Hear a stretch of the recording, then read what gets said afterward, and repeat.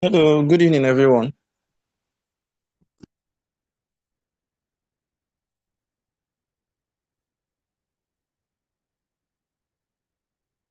Good evening, everyone. Can you hear me?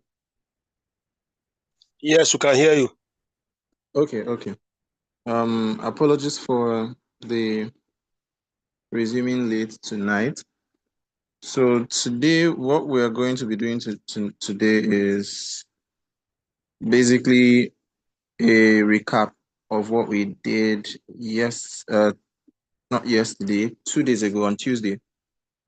I said I'm going to give a recap. So let me see. Let us remind those in the group so that they can join. Let me repost the link to them so that they can join in. So we are going to be having a brief recap of the session that we had on Tuesday. Then the next facilitator for the second module will still come up. That'll be next week so that we can complete that before moving to the next one. So basically, this is going to be an opportunity for us to ask questions, to bring up anything, to also practice some of the tools that I started talking about on Tuesday. So basically, it's about translating rehabilitation knowledge, rehabilitation expertise into products and services. So we need to be able to, create things that can help us to either generate more profit or to add more value to our patients, to add more value to the patients that we serve, the clients that we look to serve, and then the world generally, because it's beyond just being able to manage. I mean, being able to offer care in the clinic. It's beyond that.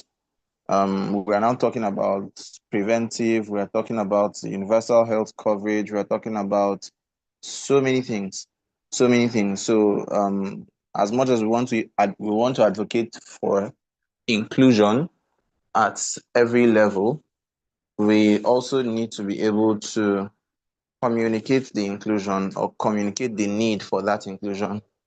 So that means we should be able to create value that would make people realize that they need our services. So one of the ways we can do that is through digital products. So another way we can do it is educational content. Okay, so basically educational content and digital products, and this can transverse a lot of things, whether it is social media, content creation on social media, or you're writing a book or you're creating a course. Those are some of the things that we talked about um, on that day. That was on Tuesday. Okay. So let me go over the material again. So if you are joining tonight, it's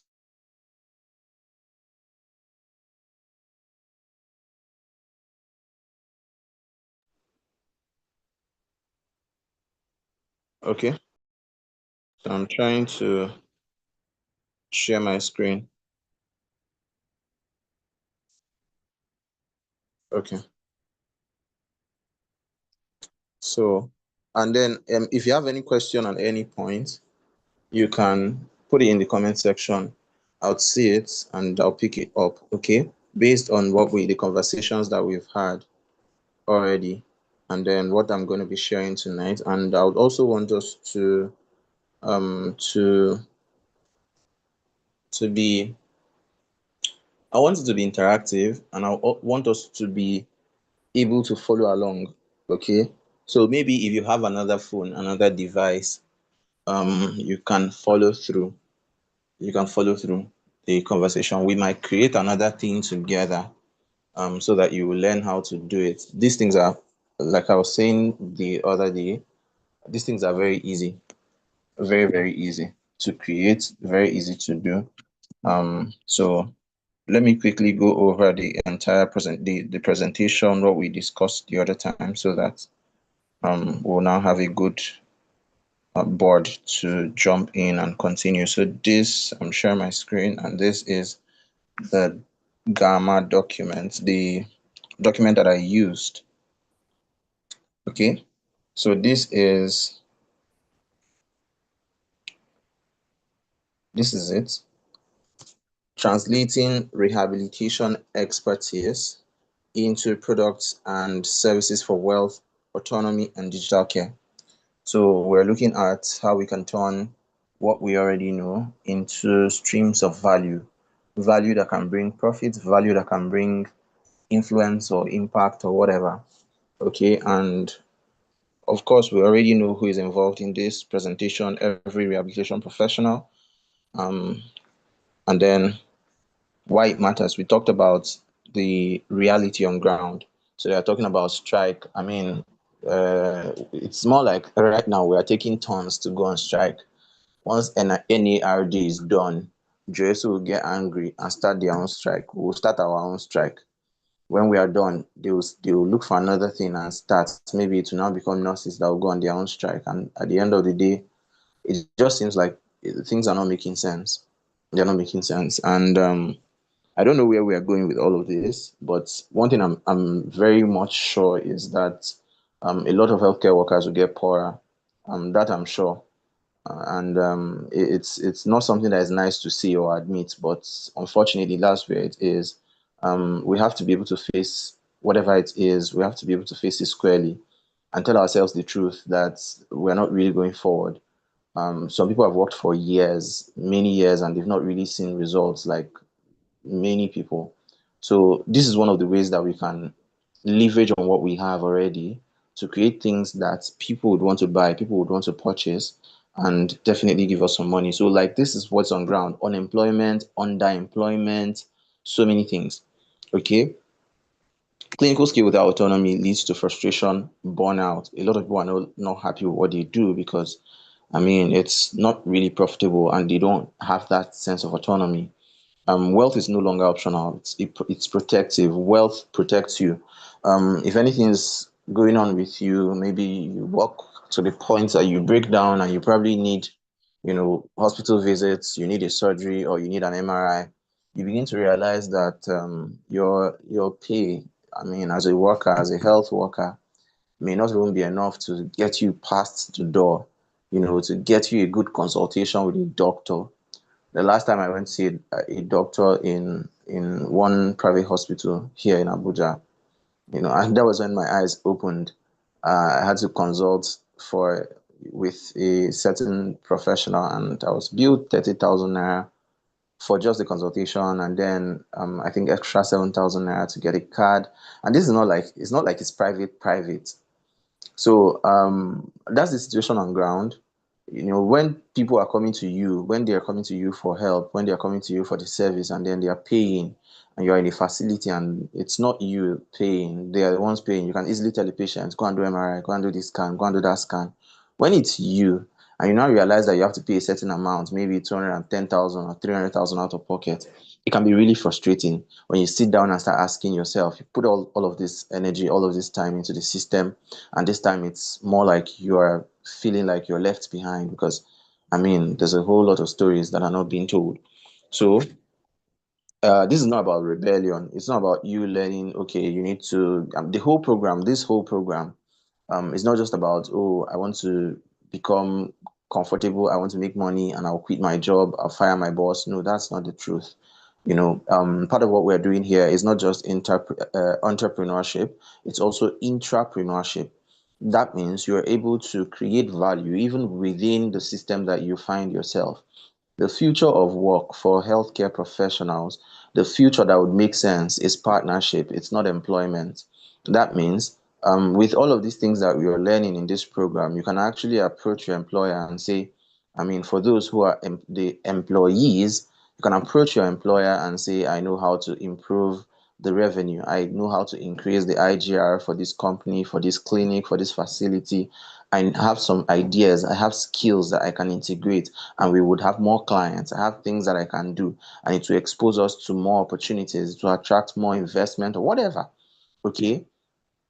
So in that regard, there's definitely no way, your own value or your own reward will not increase. Definitely no way. So it's not about rebellion. It's about creating options. It's about having options. Okay. So yeah, the people who need you are looking for you. I said that earlier, that just the way you are looking for clients, clients are looking for you. There are a lot of people who are frustrated, who are tired of the conventional healthcare system, tired of jumping from one doctor to another. They need a second opinion, and that's your advantage. The fact that the system is not working, in fact, the fact that we are on strike now, it's an uncomfortable truth, but it's the truth.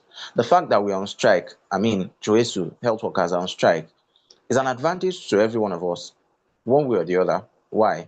Because there's going to be an increased demand for the professionals because they are not seeing them. There's an absence.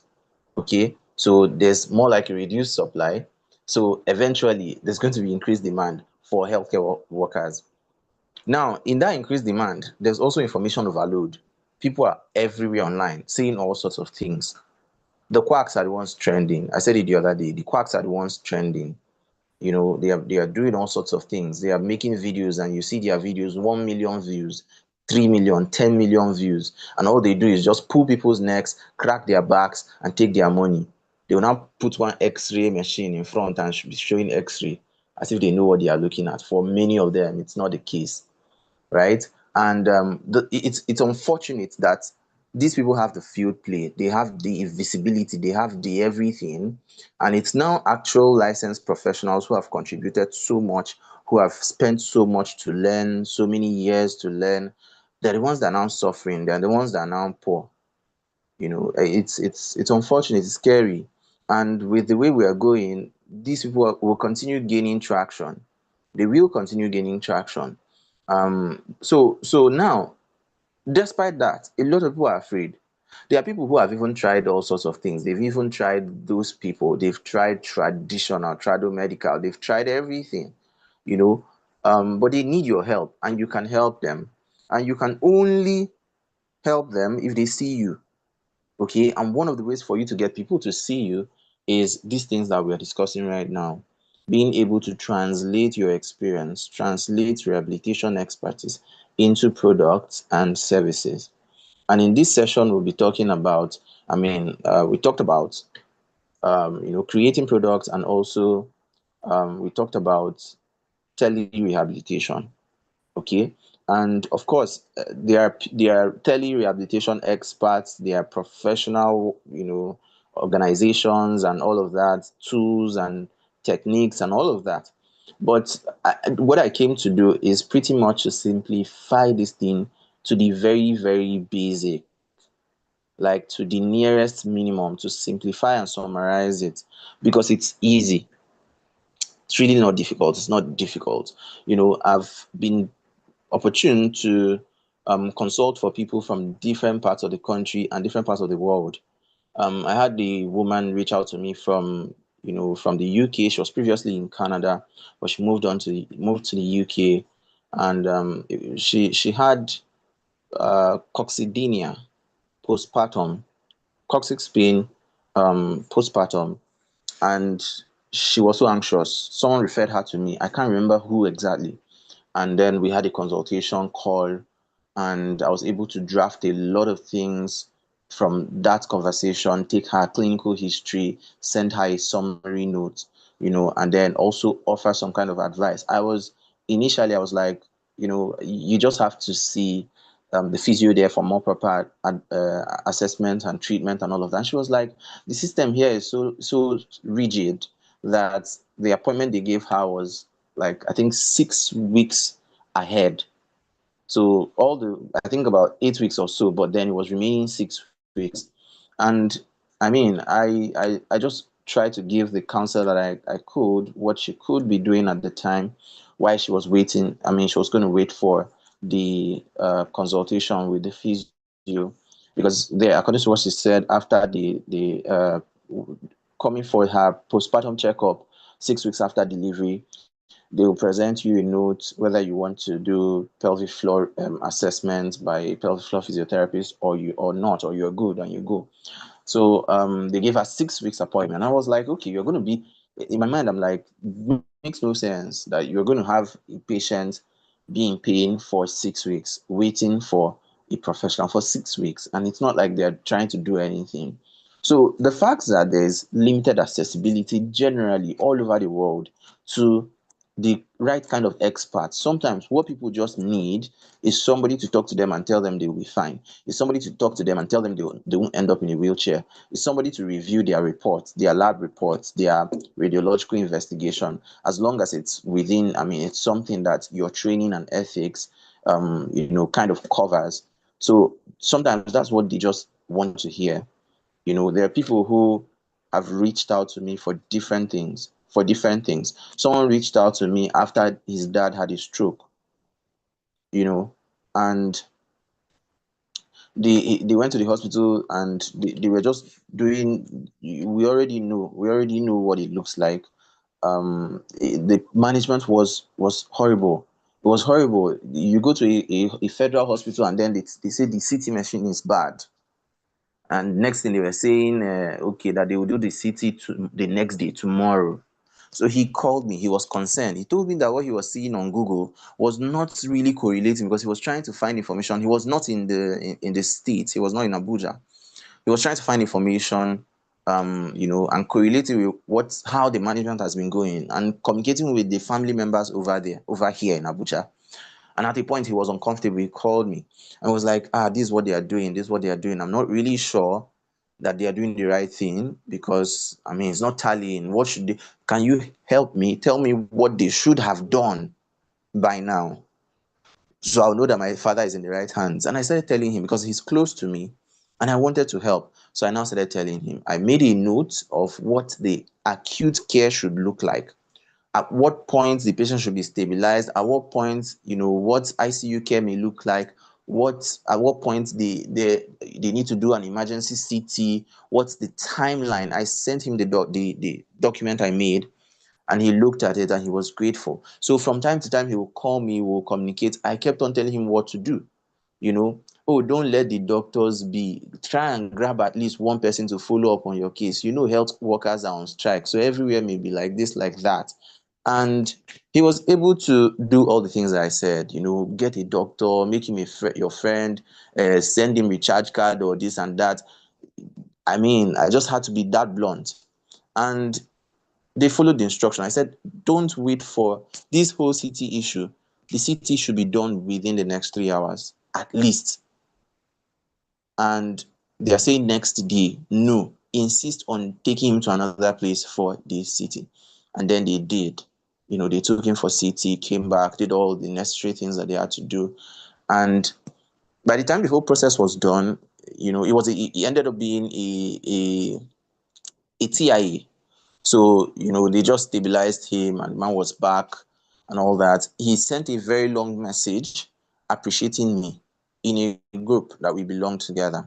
He sent a long message, appreciation message, and he was so happy. Even recently, he messaged me. So why am I sharing this story? Sometimes the little knowledge that that you have, you think is small, you think is little, but to another person, it means the world.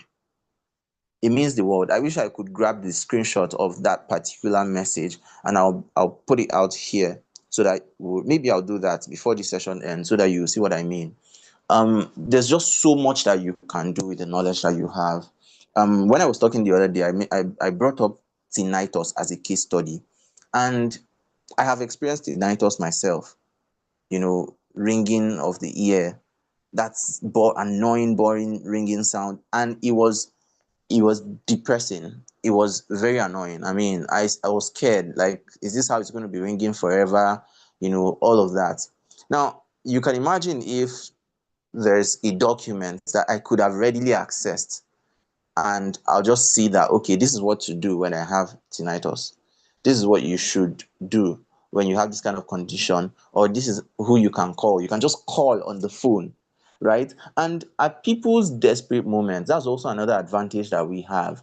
There are people that you meet, and then they will tell you plainly that at this point, I've tried so many things. Money is not my problem. Because sometimes that's what we think. We think people will not pay because they are poor. There are people who are not poor. They have the means. They've been exploited so much. So they're just looking for how to remedy their situation. You know, just tell me that this thing will, just assure me that you have the right plan for me, and then you'll pay.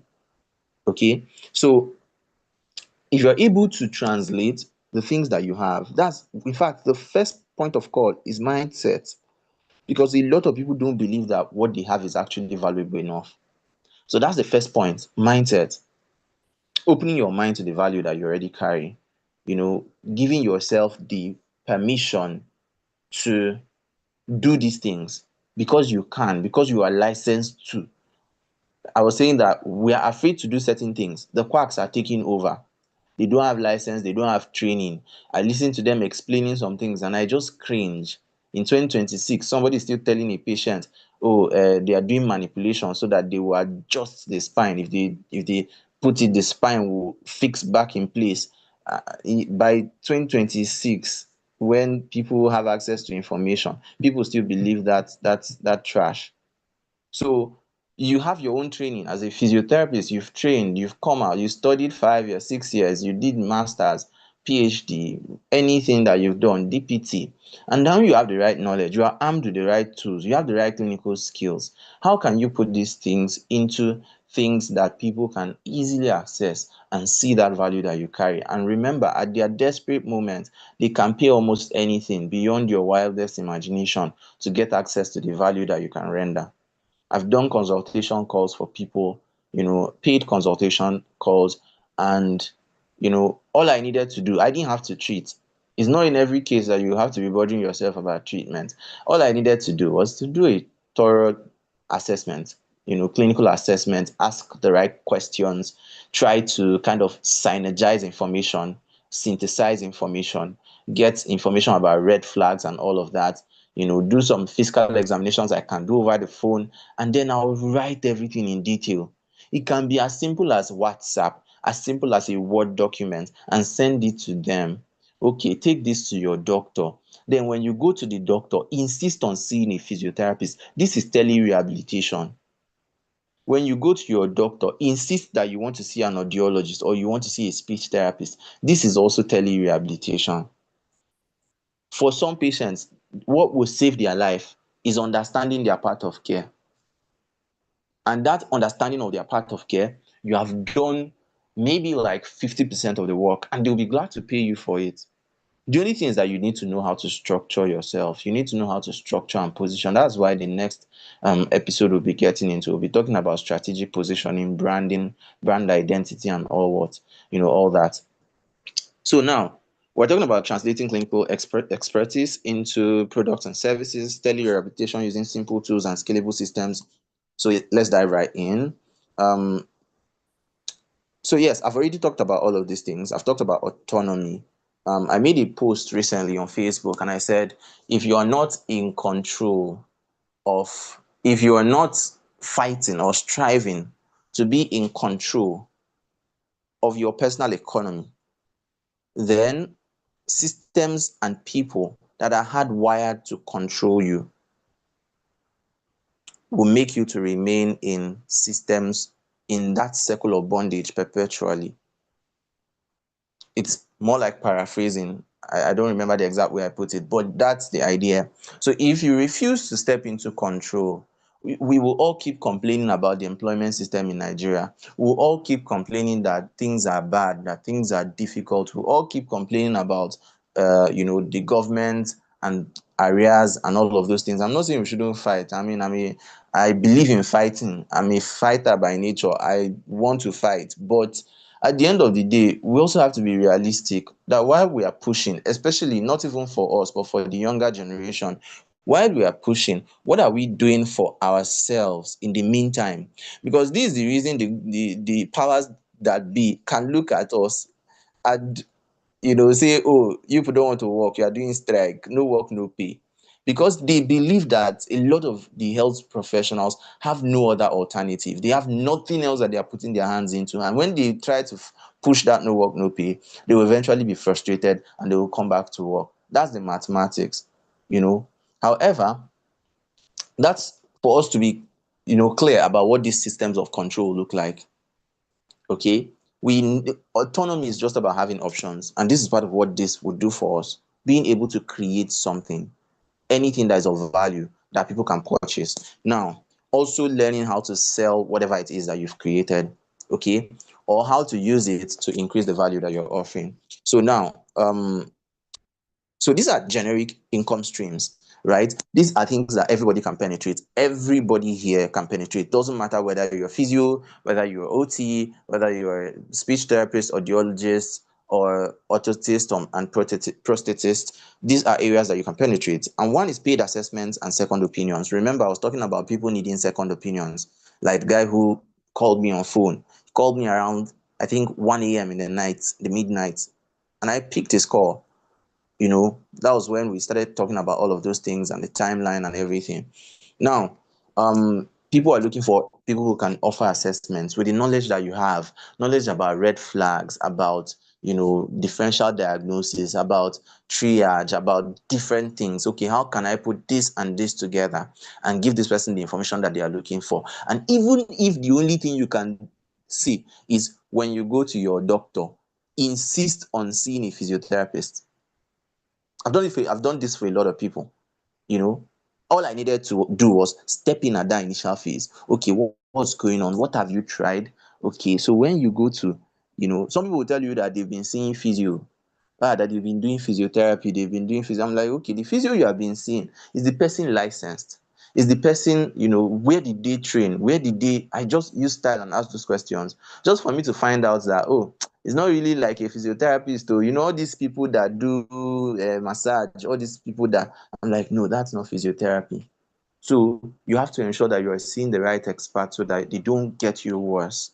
Okay. Some people tell you there is one guy that is doing gym that is also doing physiotherapy.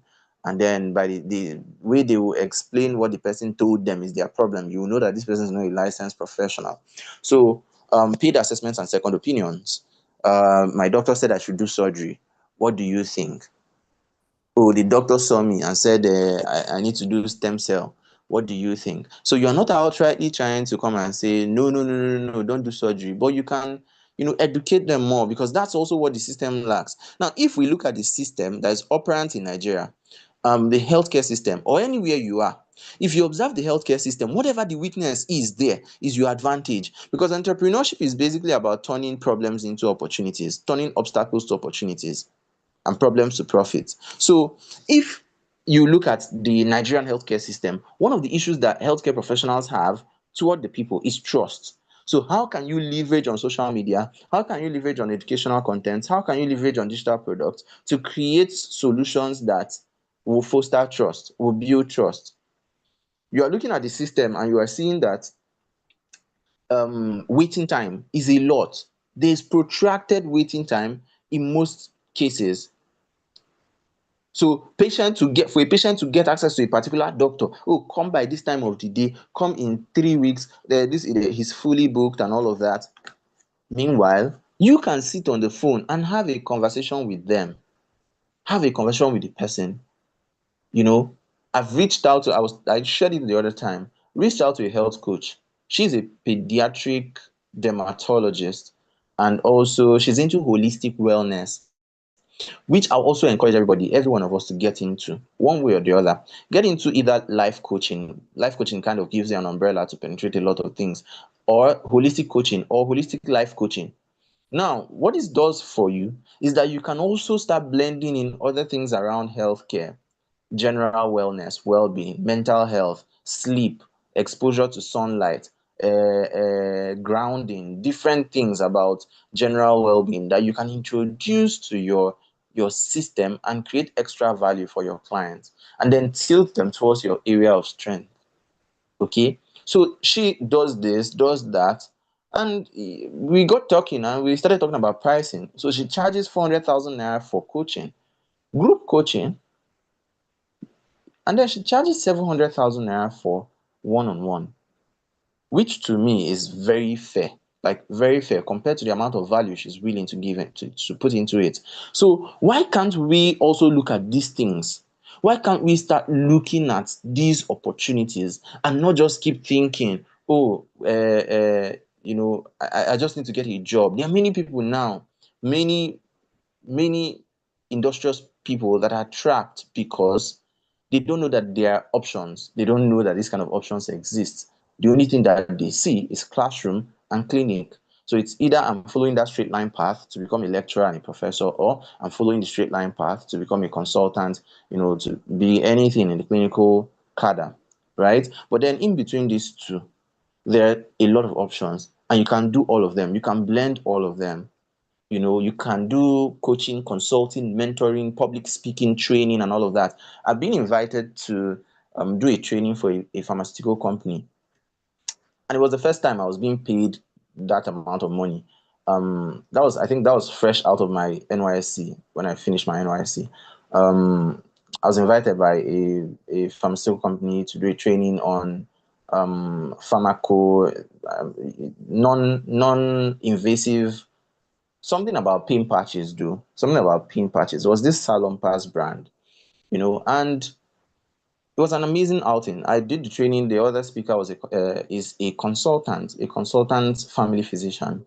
So I came, I trained for less than 1 hour. I mean, I was even the one that was excited about finishing everything I had in my head. But then at the end of the day, they paid me. I'm going to disclose the amount. Okay. I'm going to disclose the amount for the sake of encouraging us to actually venture into these things. Right. It was the first time I was being paid 200,000 naira for less than an hour. Like I didn't spend up to an hour there. Right. And it opened my eyes. I mean, if this is possible, then more is possible. Okay, we can venture into these things, all of us. When you start doing some of these things, outreaches, training, and all of that, people are going to start inviting you. Definitely, people are going to start inviting you because they know you are good at what you're doing. I've been on TV, on radio multiple times. That is translating clinical expertise into products and services. Now, we're talking about digital rehab guides. You can create PDF documents. I did that session the last time. How you can create simple guides, simple PDF documents. You can develop some of them and send to your patients. You can create a community right now, create a WhatsApp group right now, one free, one paid. The free one is going to have as many people as possible, maybe people in their thousands. You just welcome everybody. You are talking about general health. Now, the paid one is your paid community for your own industry that you want to charge for, right? And then people are coming in, and in that free community, you are sending them guides. Okay, how to live healthy, 10 tips for the day, whatever, whatever. And at the end of it, you are trying to always close in with, oh, this is my own field. So if you're an audiologist, you're not telling them about ear health. So if you talk about personal development, one of the things you now talk about is your ear, how to keep your ear safe. If you go to church, don't sit at this position because the speaker is just opposite your ear. If you do this, don't use headphones that are too loud, or don't use headphones that just go, all of those things, all of those tips, right? You know your own field of strength and you can leverage that field. Okay, so you can create short guides, simple guides, 7 pages, 6 pages, 5 pages, 10 pages, and then send it to people. Now, what I do is that I'll give you that document, very rich in value, very, very deep. But at the end of it, I'm now like, okay, if you want more, right? If you want more, you want someone to do this and do that, then you can reach out to me, email me, or send me a WhatsApp message. So some people will finish using that free resource, maybe the free website, I mean, the free, what's it called? The free app that I built. And then at the end of it, they're now saying, oh, you have gotten value so far, send the message if you want to send a testimonial or you want to book my coaching or mentoring. Now, at that point, the person is already trapped. They are already trapped. They know they are going to pay. They know that if they send me message, they will likely pay money, but they are already convinced, and they will send the message, oh, thank you so much. I want to inquire about your coaching. How much is it? Right? Now, for me, it's kind of a blended experience because I do a lot of things in and out of healthcare, right? So I blend everything one way or the other. Oh, somebody's calling me. Okay. So, like I was saying, I blend everything one way or the other. And look at the next one that we have. That's caregiver education programs. So you can start looking for how to educate caregivers, educate um people who are caregivers, just like what I did for that person, for that friend of mine, right? That's caregiver education. Okay, your dad just had a stroke. What next?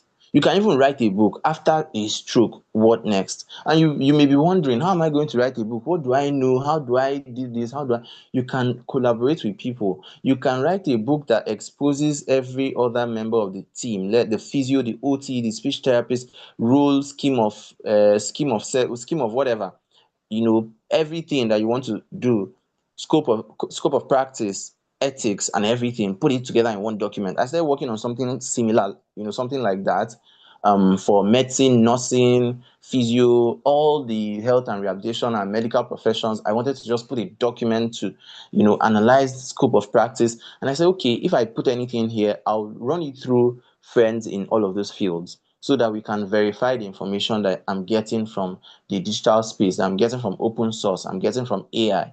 Now, you can create create caregiver education programs, create corporate wellness and injury prevention programs. So whether it's a course or book, all of us here can do it. Corporate wellness and injury prevention. I just got a call today for another partnership. A medical doctor friend of mine who was a patient at some point called me, she started a company, and now she's getting some partnership deals and contracts and all of that. She wants me to partner with her.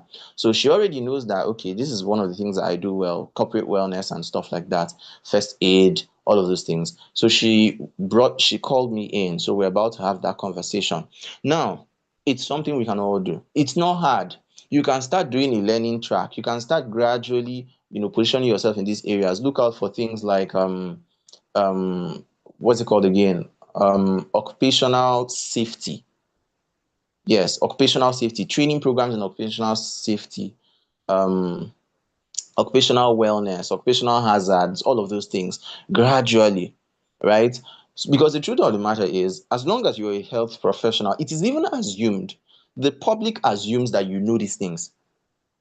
Many people don't know, many health professionals, even medical doctors, don't know the value of sleep, don't know the effect of sleep deprivation, don't understand anything about mental health, like anything, anything. Yes, you may have studied, 3 or 4 chapters in school, but then you come out and because you're not seeing these things frequently, you don't even understand how they work, you know.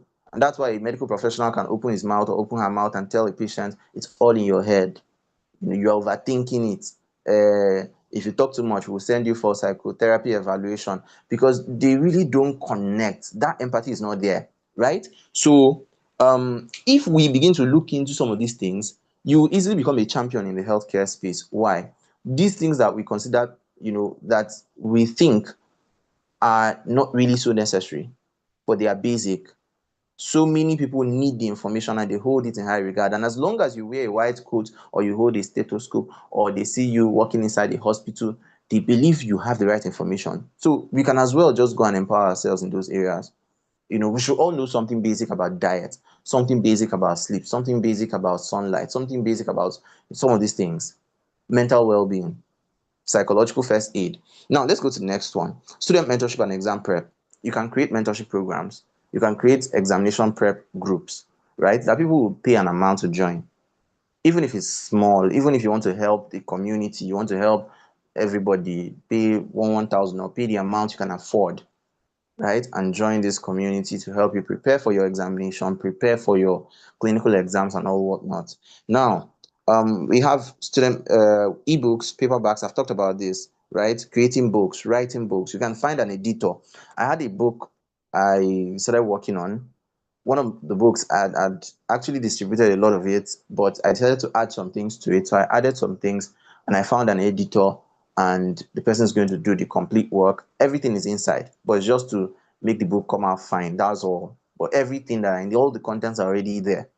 And I have a lot of other manuscripts like that, maybe like 30. So it's something that we can do. It's not hard. You can even create it now. You can create an ebook right now. You can integrate something and create an ebook with document Google Documents. You can pull resources together, go to ChatGPT, go to DeepSeek, get information, and then you'll be able to put this into a document, into a file that will help people, give people value. Now, there's these things are simple, scalable, and they are repeatable. Emphasis on simple. Emphasis on simple. What holds a lot of us back is technical overwhelm. So we believe that, oh, I need this advanced tool. I need to be able to build one mighty, gigantic application, build one software, build one thing like that. No.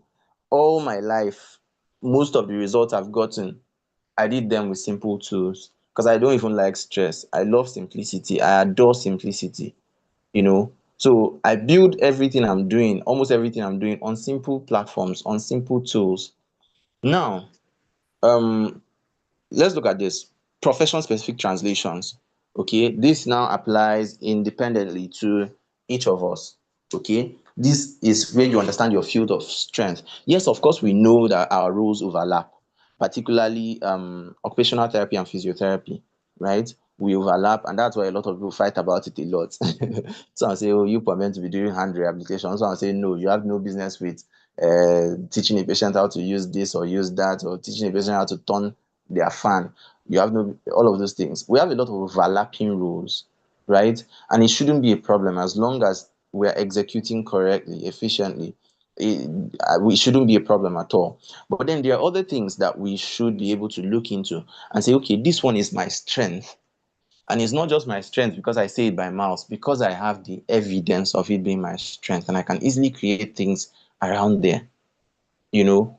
So, um, what if as physiotherapists and OTs, what if you started creating videos on fall prevention for elderly population, for seniors? You create a small fall prevention bundle, fall prevention program, and sell it at maybe at a low ticket price, right? Create a book for older people. Go to your church, talk to your pastor, tell them, oh, I noticed we have old people in this church, and this is what I did a research on falls, and interestingly, my own project was on falls. So we did a research on falls, and we found out that this and this and this are issues that make old people prone to falls. So I decided to do a conversation, I decided to do a training, and you come up with an idea like that, do a training for them, and at the end of the training, you'll be like, oh, I have a guide. It's in a CD or it's in a book or it's a poster card, whatever it is, right? On small, specific fall prevention exercises that can be done, specific notes that you can paste on your wall as reminders to do these things. You can sell anything basically. You can even sell t-shirts, you know. You can print t-shirts and sell t-shirts. T-shirts about pain, hope in pain, whatever, a message that your profession carries, that you want the people to also carry, that patients can come in, look at you wearing it and decide, I want one.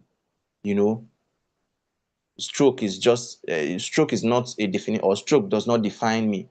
I am a conqueror, whatever. You put it on a shirt that spells hope. And they want it because it reminds them of something. There's just so many ideas that we are letting low because all that we are seeing as value is salary. There's so many, the moment we just decide to shut that out a bit, and that's why I'm even somehow, I won't say I'm happy, but I just want everybody to use the opportunity of what is happening, of the systemic weakness, to look, to introspect, to look within and discover what can we do for ourselves, how can we come together and help ourselves through value creation.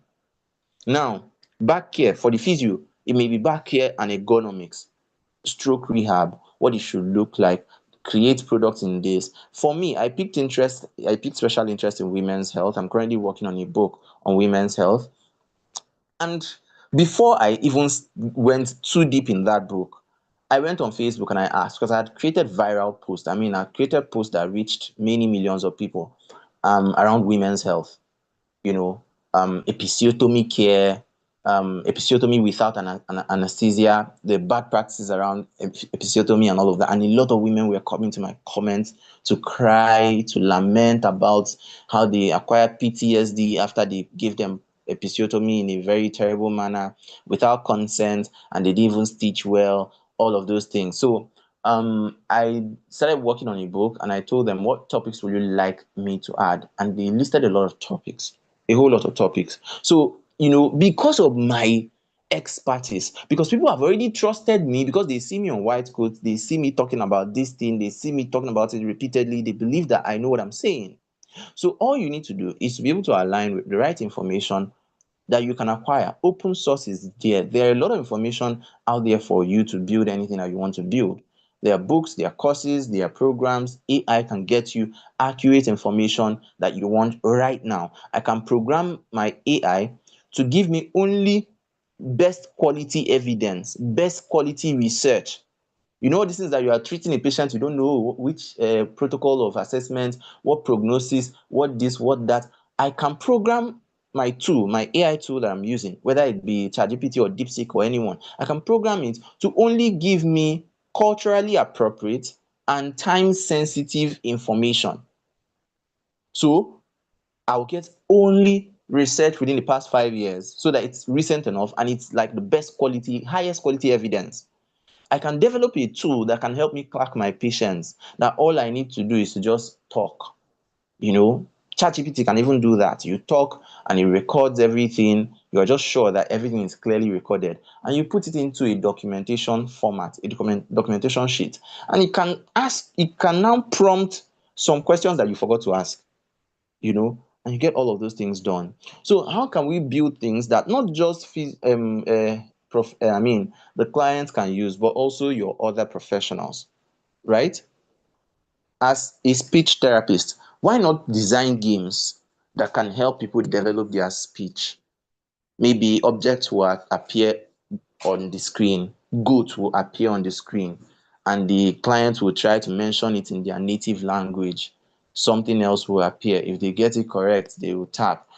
Just being creative like that. Okay? Because you know that this is your own field. At a point, let me share this idea.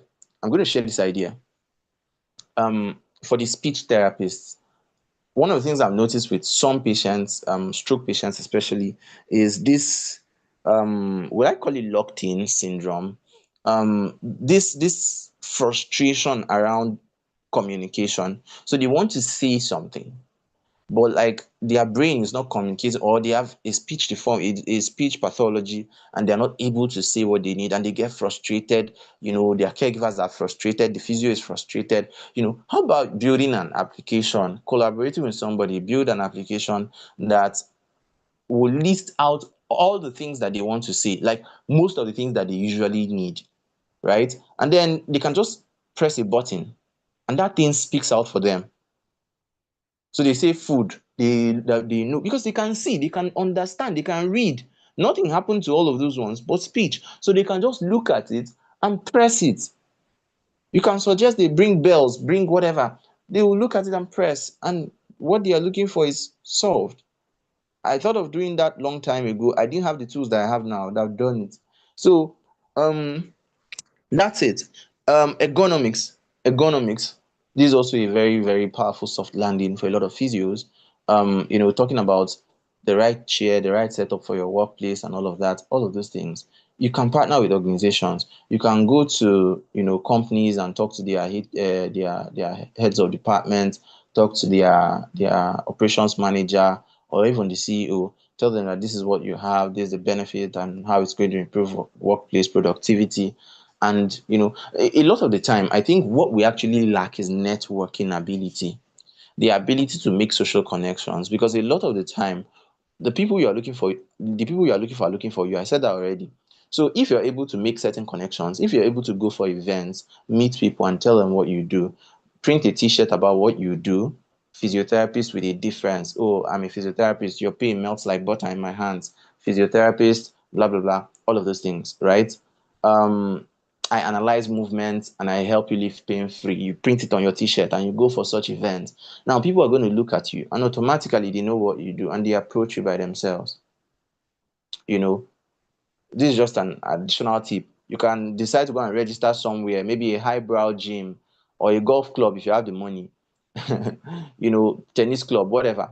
You go and join a tennis group And then because you know that okay, you have products that can help them. So as you sell knee bands and you are busy selling it to physiotherapists who also sell knee bands, why not just go and register with a badminton and table lawn tennis club, or just go and hang out with them, and then definitely a lot of them will be needing what you are selling. That's products, that service as well, because the moment you start hanging around such people, they will definitely need you, and they want you to be the one to attend to them. So OT, daily living skills, sensory integration, school readiness, these are some of the areas that you can, back to school package, back to school bundle for children. You can start thinking of, okay, maybe can I build a school bag that you know that alters force distribution for kids to avoid weight acquired scoliosis in children. Can I build a school bag that they can put on, and instead of the weight to be on the shoulder, the weight will be on the hip? This is an imagination I've had long ago, you know, and I just want to share these things so that anybody who wants to pick it up can pick it up.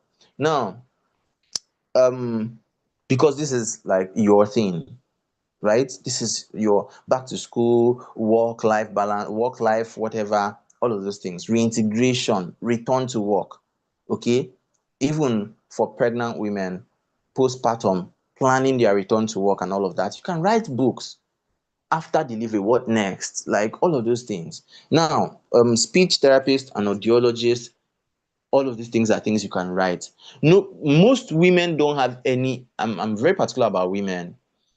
Most women don't have any guideline. They don't have any guide that they are following for whatever is wrong with them. A lot of them are being dismissed. A lot of them are being neglected. You know, they are being shut down whenever they go to see their doctors. So they've given birth. What next? They don't know. Lactation, how to breastfeed their baby, how to hold the baby. Oh, it's not breast to baby, it's baby to the breast. Basic information that you think they have, many of them have never heard these things before. Why not write a short document, a 7 pager, 10 pager, telling women what to expect postpartum? You can build these things in a day. A day is too much. You can build it in an hour and it will be ready. In fact, it will be ready to sell. Because anything you create right now, you can easily sell it if you attach extra value to it. That means if I decide I'm going to create a document and sell it tomorrow, what I need to do is to create a group, right? And that group is going to be for all the people who have bought this document. You'll be able to ask me questions. And if you ask me questions on the group, I will answer you, you know. So, but the criteria is that you have to buy the document first. So a lot of people would definitely want that kind of relationship. If you should start a mentoring program for women, for mothers, especially women, those in women's health. Start a program for mothers that they can ask you questions about sexual intercourse, pain during intercourse, and all of those questions that they don't want to even mention outside. And they have a safe space that they can ask and you answer. They'll definitely want to pay for such relationship. Now, toward that page, you can write things about milestones, physio, OT, speech therapy. You can write things about pediatric milestones. If your child is not doing this at 3 months, 6 months, 9 months, 10 months, 12 months, 18 months, you should be concerned. This is when to see your doctor. This is the red flag. You can write a short document and tell them what to do, especially in Nigerian context. That's what will make your writing different from what every other person is going to be able to do, or what is available on ChatGPT or any other platform. So we have the audiology. I've already talked about tinnitus education and all that.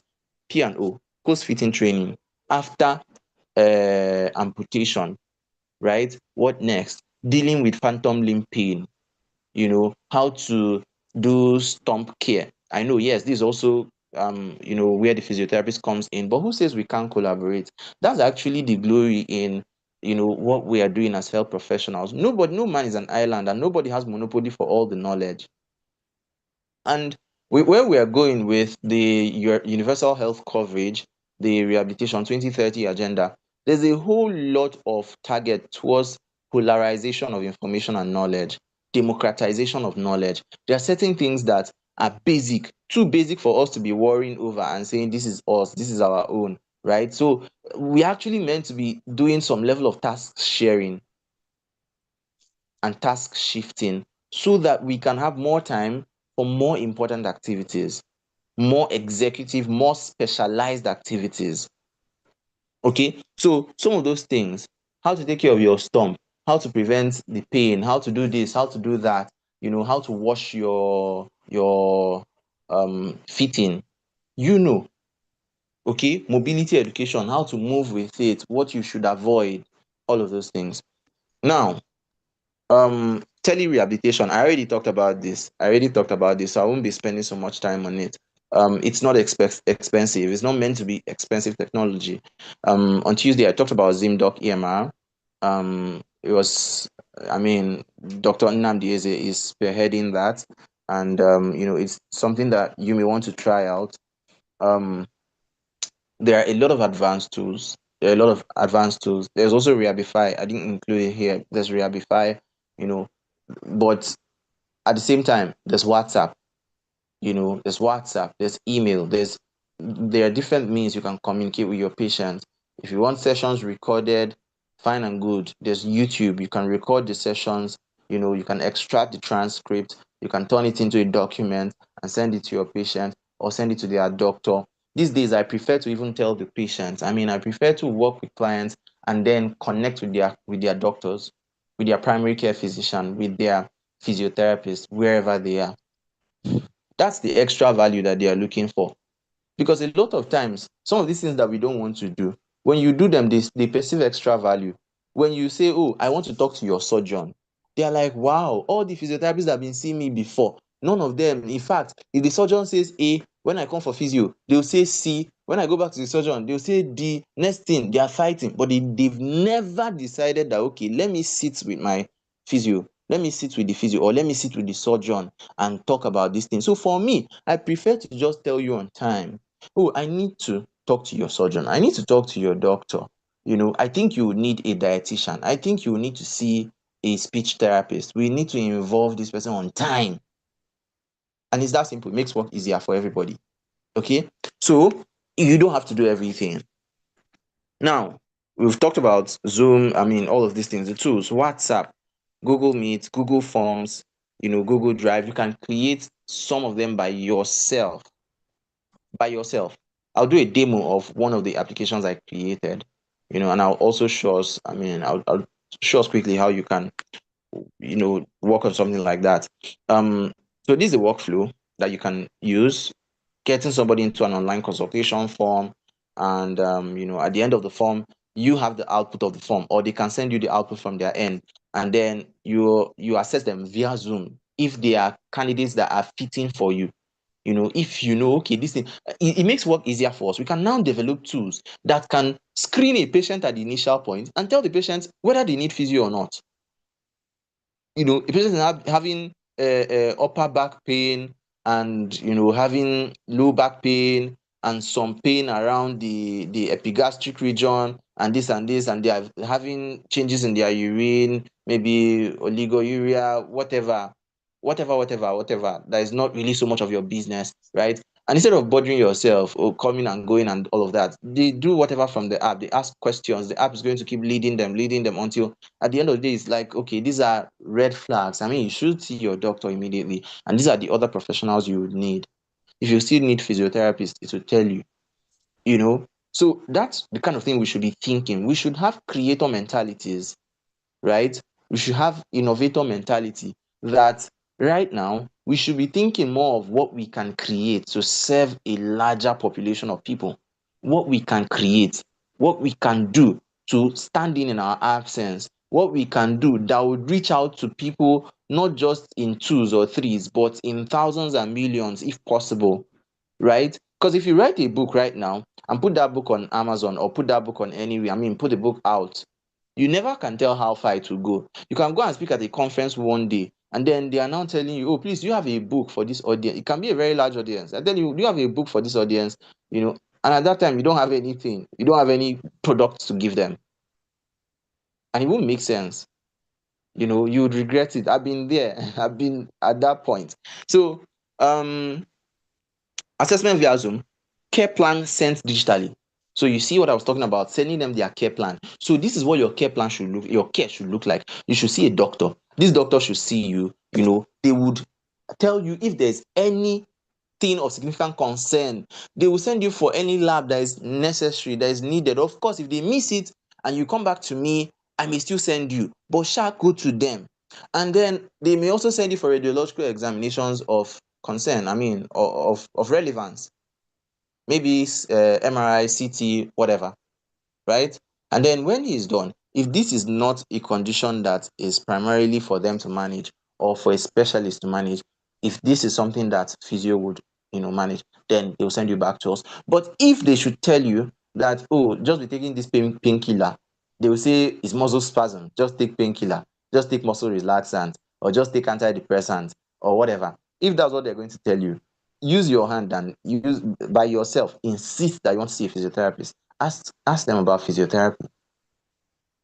Tell them that, oh, I don't think no, tell them that a friend of yours who is a doctor or who is a physiotherapist told you that your case, that he knows somebody that had similar condition and physiotherapy helped.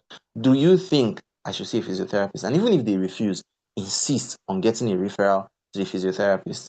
Because a lot of them, some of them, what they think physiotherapists do is just massage, stretch people, and pull them like tiger gen. That's what they think. That's the impression of physio they have. So you can have weekly live sessions and ongoing support, even on WhatsApp. Okay, you can have a group chat where occasionally you go one on one, but then this group chat is general. People can ask questions, you answer them. Somebody's asking, oh, what do I do? My back feels like it's sore. I can't wait for a physio session. I say, okay, try this, try that, because they already know you and you know their treatment plan. Now, um from tools to apps, so we're going to try to, this is where we're going to try to do some kind of practical. Okay, one of the things that you want to do, right, especially if you have profit in mind, is to validate, beta test. It's called beta testing. So whatever you are creating, you want to be sure that people need it. You want to be sure that it is needed in the marketplace. You want to be very sure that people need it. So before you even create something, you can go outside and create awareness. You can go outside and tell people, oh, this is what I'm working on. I'm working on a project, and this involves so and so, right? I'm looking for health professionals and patients to test out the app that I'm building. I built an app called Clarity Compass. Like, I put my name there, Chijoke Tiba's Clarity Compass. So now what it does, it sits with people and it helps them find out the ideas that they want to work on, and actually like plans it for them. So if you have a lot of ideas, so many ideas in your head, you don't know which one to go with, you don't know what to do first, you sit down, take the Compass app and fill your details. And at the end of everything, it will now give you a concrete plan of what you can work on within the next 3 months, right? It will synergize all the ideas. Now, while I was building the app, but immediately I was done, the first version of it, I put it out. I shared it on different platforms. Okay, try this out. I'm looking for people to test it. It's still free at this time. And people were testing it. They were getting, a lot of people were excited about it. And, some were giving feedback. Oh, I noticed this. At this point, it was difficult for me to understand what they were saying. I kept on correcting and correcting and correcting until the current version. Now, why did I do that? Why did I give it out? I was beta testing. I was beta testing. I was trying to know how valuable it was. I was also getting feedback. I was getting testimonials. So you can put out what you are doing. You can put out documents. You can create a community and just test the acceptance, the viability, the feasibility of what you want to do. So if you want to start selling a particular product for women, right? Something that you know that they need. Maybe you are in women's health and you are looking at pregnant women. A lot of them, they want to buy all these, pregnancy supports, weight supports. This not baby carrier, the one pregnancy carrier. This one that kind of lifts the belly, decompresses the weight of the belly, and all of that. You can start ordering some of those belts and reselling. Now, what you want to do is maybe create a community for pregnant women, do a training for them, 1 day training, 2 days training, and in that community, because you know that it's this kind of people that have joined, you now start asking them, if I order this kind of thing, people have, what's your experience with this? If you like it, I can order. How many people want it? You are validating. What kind of price will you like? Will you pay for this? And all of that. You are getting ideas. So immediately you get everything ready. You can launch. right? So you want to automate with simple apps. Remember, what you want to do right now, more of what you want to be doing is what will save you time and energy and resources, right? So that time you would have used to be assessing like 10 different patients to know whether they are your candidates or not. Because sometimes I feel sometimes we overtrust the system. We trust that, oh, the doctors will know who is the physio candidate or who is candidate for OT. And what I've even noticed is that a lot of doctors don't even know that other members of the rehabilitation team exist apart from physiotherapists. Maybe some of them will know OT and speech, or the orthopedic surgeons will know the O&P, and they will not know most other people. So the system is just so disjointed, and it's unfortunate, right? But you can actually just create something that harmonizes everything. Okay, you can create something that makes life easier for you, that people can do instead of you to be doing assessment one by one. People can just fill it and they find out whether they're your candidates, whether they're candidates for OT, whether they're candidates for speech, all of those things, right? And then they can easily locate you. A lot of people are looking for speech therapists, a lot of people are looking for OT, but they don't even know that it's OT that they are looking for. The moment you come out and tell people that this is what you do, they will definitely find you. At the point, it was an issue because every time I come to the group and ask, oh, is any OT available in Abuja, any OT, I'll just be finding out that most of the people that are OTs are no longer in the country. So that's just it. So let's look at demo. Let's do some demo. Okay. Remember to start small and scale intentionally. So let's look at the demo. Let me get this done. Let me see. Okay, so so I'm trying to create something now. Now, if I want to do research, I want to do basic research, right? Or I want to train this AI tool. This is DeepSeek, right? You can just go and search DeepSeek. So these are the tools that I basically use. A lot of these tools here, these are AI tools that I use for a lot of different things, right? But let me just run through some of them, okay, so that we can begin creating some things. I did some demo the other time. The other video is still there. You can go and watch the replay, so that there's a form of continuity. Now, DeepSeek is the one I'll be talking about today. So, let me tell DeepSeek. Now, you see, these two are turned off, right? I can turn on search for a deeper search and think for deep think. So it's going to be able to think what I am asking for before giving me the output. Okay, so I want to create a document, document on women's health.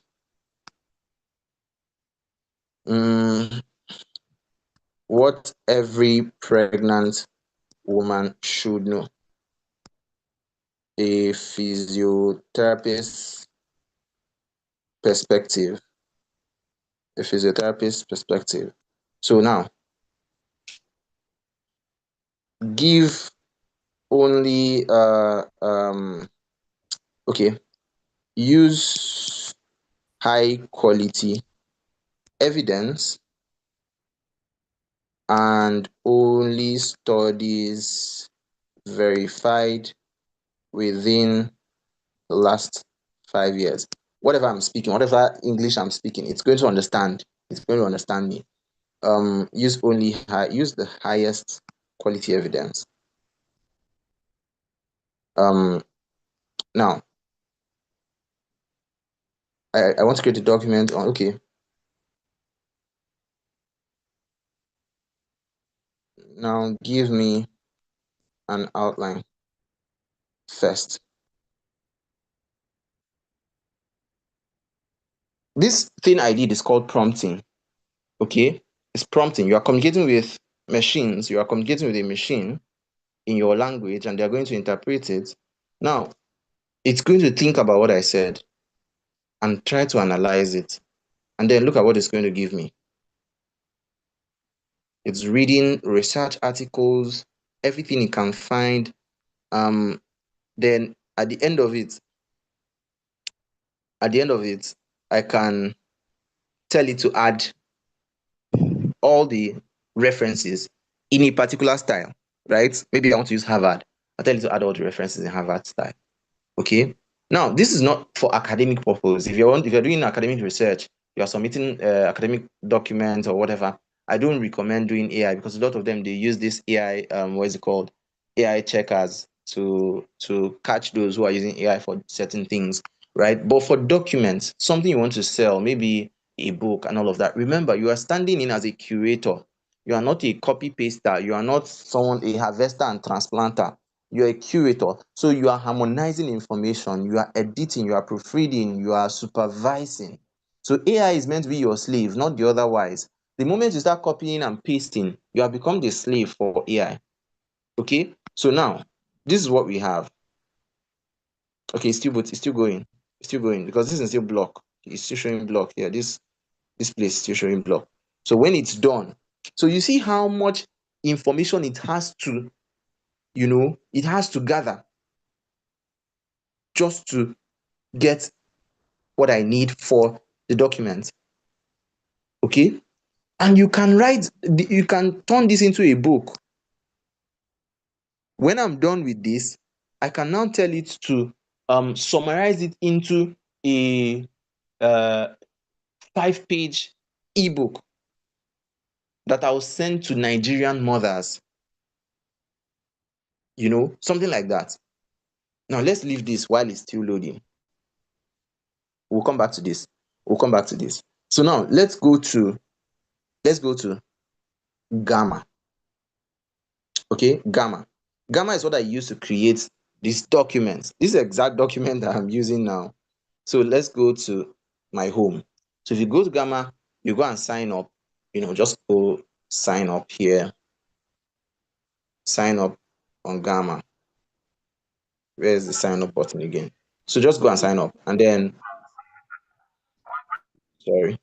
Now, this is an example of the document that I created. This was the one I created in that our last class about stroke care from triage to discharge, from triage to rehabilitation. A simple guide for caregivers. I created this during our last session.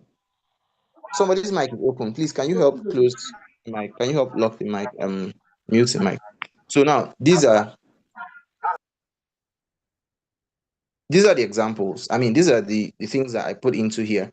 Now you can see daily care in the hospital the first week, and it's listing doctors, nurses, therapists, conduct physical, occupational, and speech therapy sessions, dietitian, psychologist. So now I can easily send a caregiver or a patient this link, this book. Oh, after a stroke, what next? Now, there almost every day there's somebody having a stroke in Nigeria. Almost every day there's going to be somebody having a stroke. So if you actually position yourself or position your products that people know that okay, these things are going to be valuable to them, they would have no choice. They will have no problems paying you to get access to some of these things. So I can tell people, Hello, oh, if Chibuke, your screen is not showing. oh really? Yes, your screen is not showing. Like since when you started the Gamma AI, we lost you there. So it's It's probably from showing your for some. network because I'm seeing It's it from showing. my end. It's showing, no. Yes, I can also see it from my end. Yes. It's your Okay. network. Oh, Maybe you should swipe the screen to the left or right. Maybe that's why. Because sometimes I know Zoom does that sometimes. If you swipe, it will start showing you something else. Just maybe swipe to the left or right and see if it will show my Yeah, screen. it's showing now. It's showing now. Thank you so much. Okay, okay, Thank you, you're welcome. class. You're welcome. So now we can see you know this thing showing key therapies introduced, right? So early recovery begins after 1 to 3 Sorry, can days. you come over again from the Gamma, like Okay, when you okay. started? Look at it. Look at the document from the beginning. I created this document on Tuesday. I didn't prepare for it. I created it while I was doing this same session, right? So it's not difficult. Now I can sell this book, this guide, because I created it, and then I can now say that this guide is a gatekeeper, that for you to get access to a group, a support group, you you have to buy this book first, this thing first, this guide first, and you have access to that support group. So let's say this guide is 5K, and at the end of the day, I'm going and going and going. Maybe at the end of a month, I'm able to get like 20 people into the support group. That's 100,000 in a month. I mean, it's not a lot, but then you are just starting, right? And then you're able to keep going and going, and you're hosting conferences, and this book is like your major entry point. And then at the end of the day, you are not only giving them access to this guide, you are creating more. It's now becoming like a resource folder. You are creating a lot of things that they belong to you. At any point, you can brag about it. It's yours, it's your document. Now, you see how this thing is from triage, recognize, fast, FAST, all of those. Now, this one this is where you make a difference, right? This is where you make a difference. That is, you can edit almost anything here before you now start itemizing, before you now start putting them together into products. You can edit them the way you want. For example, if I had seen this earlier, I would have edited this. I'll use another protocol, and that is, I think it's fasted protocol, or something, I fasted or something like that. So there are like other things that were added in the recent protocol for recognizing stroke, and then calling for help, including thunderclap headaches, including dizziness, balance issues, all of those things. There's a way they arranged it. I can still add it to this document.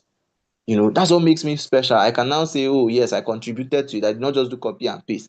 And the way I even do some of my things is I code my AI tools. I prepare them to think and sound and talk like me.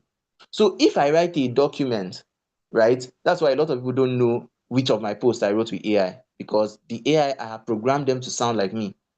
Most people just go and write something with ChatGPT and then they post it like that. For me, I use my old posts and I put them in that feed multiple times. I put different posts for myself multiple times in my AI feed, and I ask it to study my writing style, study my style of writing, my diction, my use of English, everything. Study the way I write, the way I, even down to the way I use paragraph on my post, the way I use white spaces. It's called white spaces, right? So when I now ask the AI tool to produce a content for me, it's going to do it with my own style. So look at this now, this document, and it's telling people, okay, when to get a brain scan and diagnosis within the first hour. Okay, a CT scan or MRI, why the scan is critical, all of these things, and then get to first day of treatment, the initial 24 hours, medication, continuous monitoring, blah, blah, blah. Now, you see how these things are going. The people that should be involved in your care is also here. Daily care in the hospital, first week, preparing to leave the hospital, that's the discharge, ongoing focus on rehabilitation, all of these things. So a patient can easily just go through all of this, and then at the end, I can now add, come to my clinic if you want whatever, come to our clinic. This is what we help you do, this, that. So if you're able to advertise this kind of document, or you go to a church and then you give them access to this, right? Those who already have the problem, and give them access to this kind of document, and at the end they are seeing your clinics for the first time, somebody actually give them something that makes them understand their condition. It reduces the frustration that they have. Why wouldn't they want to trust you? Why wouldn't they want to work with you? Because remember, education and communication is also a major gap in modern healthcare, especially in this part of the world. There are many patients that have been managed for spondylosis from different hospitals, different clinics. They've gone to different doctors, seen different physiotherapists, and they'll still come to you and they're asking, what is even this spondyloguinea spondylos, this spondylos? You now start educating. By the time you are done, they're like, oh wow, wow, okay. They've not told him, or they've just been managing and treating, but now that he knows that he's not going to end up in a wheelchair or he's not going to die tomorrow, he feels more at peace. In fact, the pain level has dropped. That kind of thing. I've had that experience a lot of times. That on the first assessment, before even touching the patient, I'm educating, and by the time I'm done educating, they're like, oh, I feel at peace and the pain has reduced. That a lot of the time. Now, you see how you can translate your experience, your clinical experience, into products and services. Now, let me give a typical example. Let me show us this. I can't remember.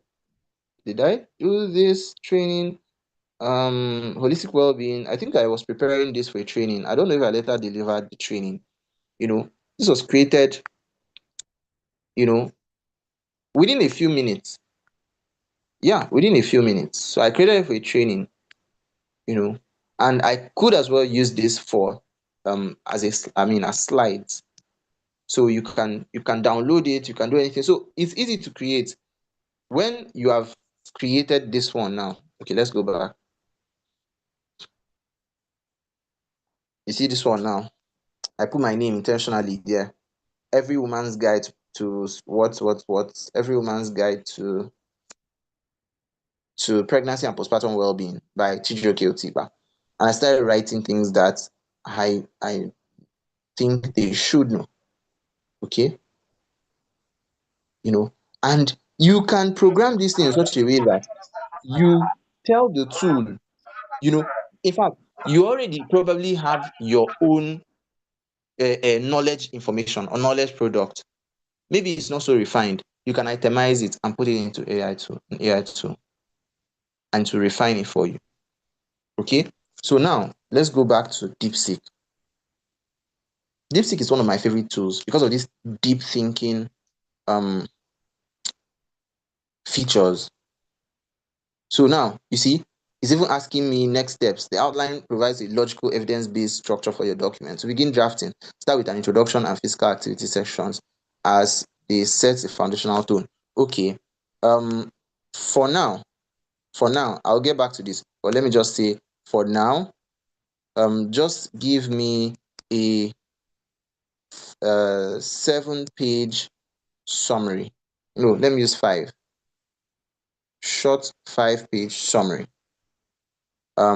For Gamma free plan. Target audience.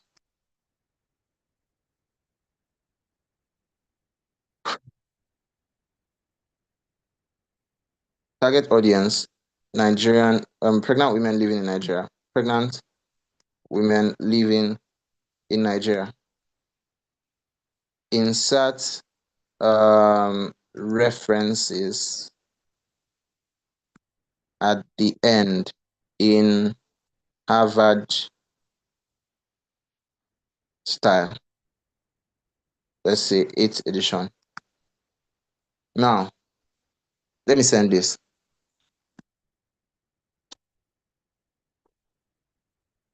So if you start thinking again, and by the time it's done, I can simply just copy it, and then I can take it anywhere I want to take it to Gamma, right?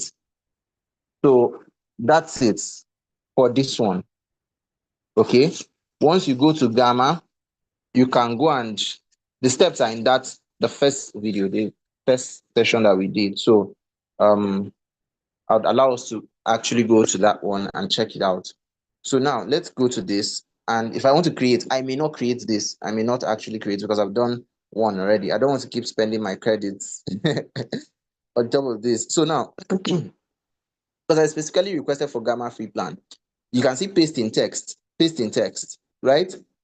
This one now, I can generate a presentation in seconds. You see presentation, I can come here and type generate a presentation on understanding scope of practice of rehabilitation profession. And if I click generate outline, I don't want to do that. You can try it on your own. If I click generate outline, it will just give me a presentation straight up, 10 pages, 10 slides presentation, right? And that's what I do for a lot of my presentations. Now, paste in text. You can go to paste in text, and you can leave it in document. You can turn it to document. Click on document. And whether you want it to be default or you want it to be A4 size, you want it to be letter size, whatever. If you want it to be fluid, you can leave it as default. Now, type or paste text in content. When you type and paste the text, next thing you want to do is whether you want it to generate from note or an outline. or you want to summarize long text or document, or you want to preserve the exact text. This is what I usually love to use. If I already have everything that I need in that document, okay, I'll say preserve the exact text. So let's go back to this one. It's still giving us the content.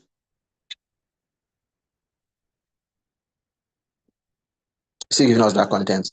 So that's it, basically. Now, for AI Studio, when this one is done, we'll come back.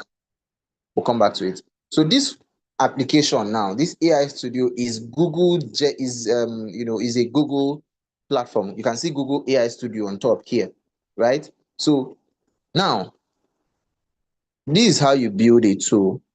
Once you open this tool, right, and you sign in, you can go to build. You see build here. If you want to use your phone in desktop mode, or you can use your laptop. Okay, but just go to build. You can literally build stuff in a few minutes. Go to build. Go to click on describe your idea, right? So okay, let me show you one of the apps that I built. Let me show you. I built this one in our last session. This is actually an audiology screening tool. I just did something, right? So you can try your hands out, or think about an idea, okay, of something that will make life easy for you, make life easy for physios, make life easy for your colleagues, make life easy for your patients.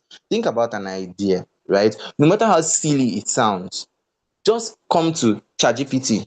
You can come to ChatGPT and speak it, even if you don't know what to write. You can turn on that audio. There's a sign that looks like audio sign in ChatGPT, right? Look at it here. This sign, this thing here, if I click on it now, it will pause a little, then it will allow me to start talking, and it's recording what I'm saying. By the time I'm done, it will just finish. So if I want to say, let me see if it works. Can you hear me? Okay, it won't work because I'm already on an audio call. I'm on audio.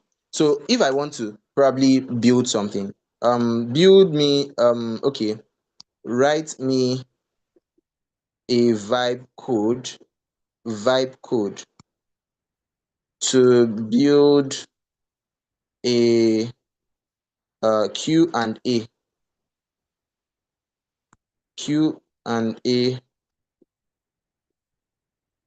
app for my patients to get accurate information, accurate health related information.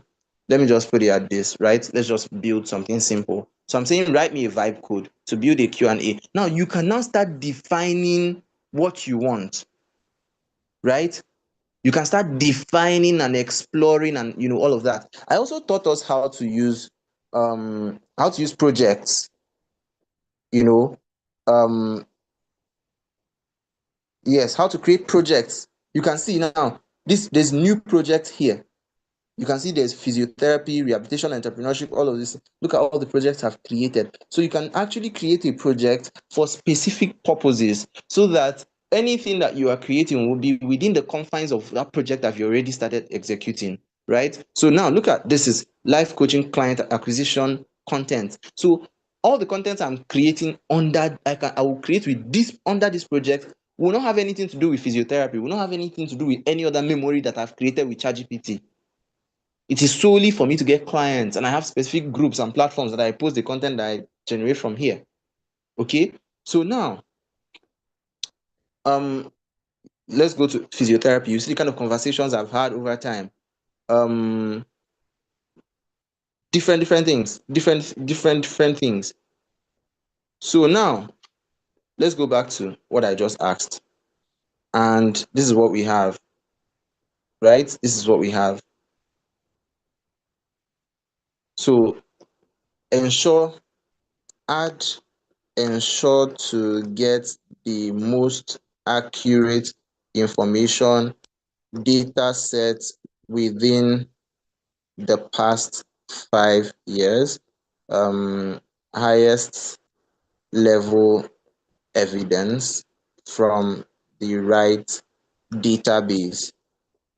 So now my app creation tool is going to be Nano Banana. Now this Nano Banana is in that Google AI Studio. So now this is the final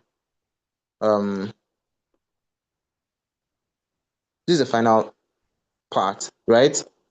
So merge everything. Let me copy and paste.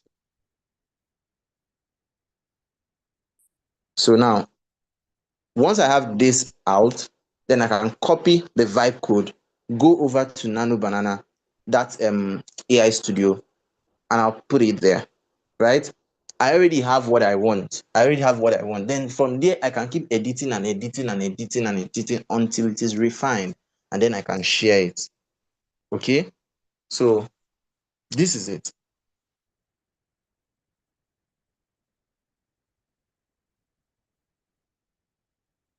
So now the goal will be that my patients can come and get the highest quality information, highest level evidence, right, in one click. Let me go to documents and edit this. So in the next 5 minutes, we'll round off, we'll conclude this. So let me click on this and paste. Okay.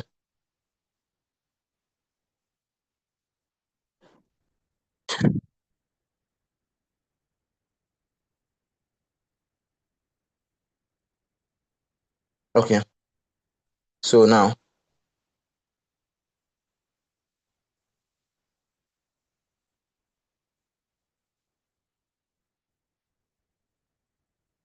so patient health Q&A app, right? And I just copy everything, select all, copy.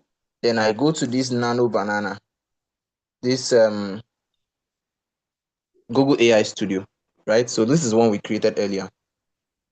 This is one we created. So symptom triage tool for audio care. This was created, I think, in just a few clicks, right? But then let's create back to start. Let's create one. Describe your idea. Put in what you have done, all those things that you have said, all those things, right? And then just come to this place and tap on Nano Banana powered app, right? And build. You can see build there. So it begins to analyze everything you put in.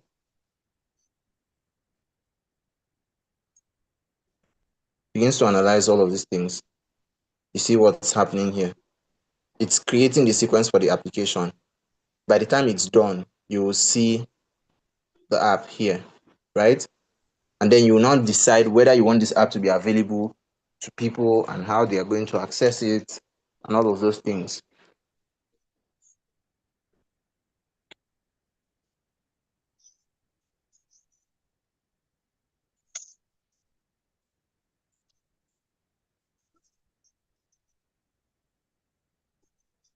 So with all of these things now, it's going to be easy for you to create, even with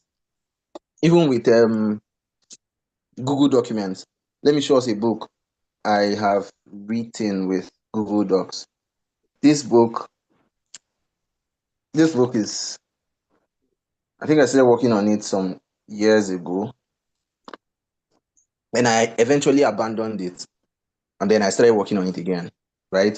So I added a few things at the end that I'm yet to edit. This part now, I'm yet to edit them. That's why I've not started pushing it out. But before I even started editing again, hundreds of people have read this book. Then this particular book was one of the very first ones I worked on, this book. And before I also edited this book, interestingly, over 100 people had bought the book and read it, including people from different parts of the world. I mean, I had two people get this book and read it from the USA. One gave me really amazing feedback. The other one was the one that told me that it's a nice book. I should formalize, I should, review the book, revamp it, and all of that stuff. And I was excited. But then before hundreds of people bought the book, I mean, I didn't do anything so serious. This is just Google Documents. This is just Google Documents. Yes, so this should be it. Let me see if it's this. Okay, I think that's the book. I don't know why it's not showing me the full book. So yes, back to this one. We have created our app. We've created our app. So now allow this app to request access to camera. Allow. And it even gave it the name. So I didn't even have to stress myself over picking a name. So let's go full screen with the app. And you know, hi, I'm HealthGuard AI. I can help you explain symptoms, general conditions, and self-care in an educational way. How are you feeling today? Not fine. I'm sad. My knee hurts.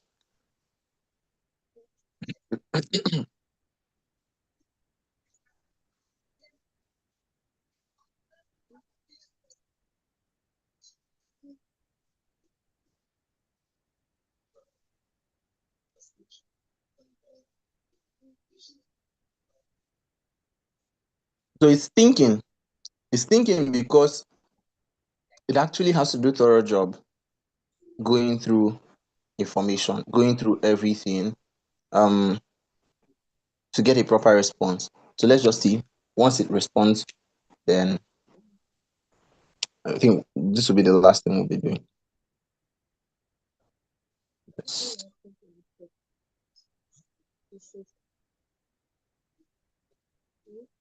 So, so now what I want to do is I'm going to share this app on the group. So maybe we can all try it. Okay. So once you are done creating and you are satisfied, which even if you are not satisfied, you can still publish it and then you can keep editing it later. For you to edit, all you need to do is to come here and add instructions. So let's publish the app so that other people can access it. Turn this on, turn this on. That is default to full screen. So once anybody gets the link, they can, once they click on it to open full screen, all they need to do is to grant access to their drive and then they can start using the application. Now, no, back to this. So yes, we have this. And then if you want to edit anything, you can say add my name to the first page created by Chijioke Utiba. Licensed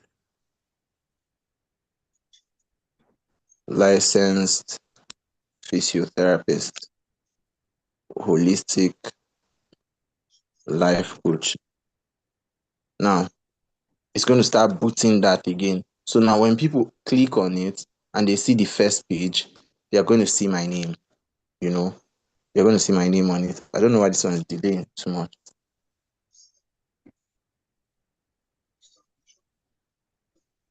So that's it. I would have loved this to give me a response.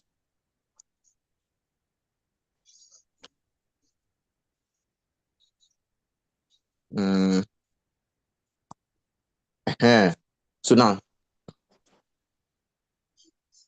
let's look at the response here.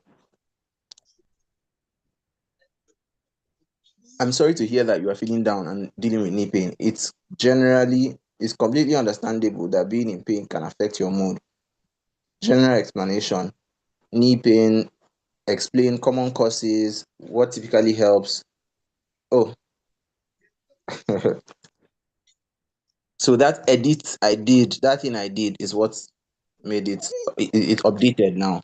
But I believe we already understand the concept behind it. And then you see at the end of at the end of explaining the patient's symptom, all of those things, it's going to say, okay, can I ask you further questions? To now start asking further questions and all of that, just to get the right kind of information, and then tell them, okay, this is the right experts that you will need for your help. That kind of thing. That's all. Okay, which is what I did with this particular application. This one. I had to put a lot of time into this particular tool. That people can come, use it, and it will tell them, oh, this is the expert that you need. This is the right kind of not this, no, not this. This is the right kind of professional that will be involved in your care.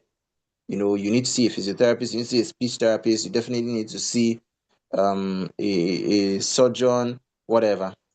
Okay, so that's it. This particular one, yes.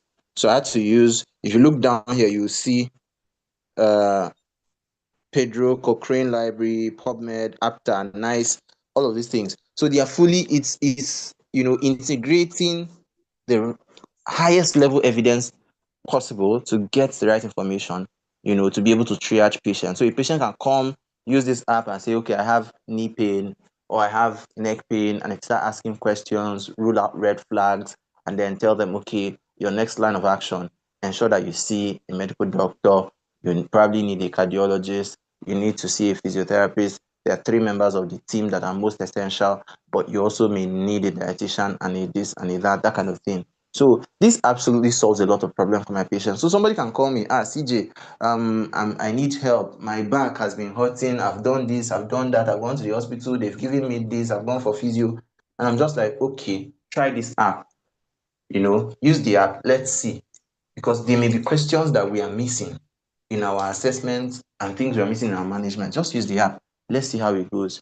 It saves me time. I don't have to actively just be with them physically or keep giving my time, when something like this can actually do it for me. So I believe we can start doing things, right now. We are already empowered to start creating things. I would love to see us create stuff. I'd love to see us think out wonderful things, create, build, put it on the platform, tell us what you are building, what you are working on, what you're excited to work on, insights that you need and all that.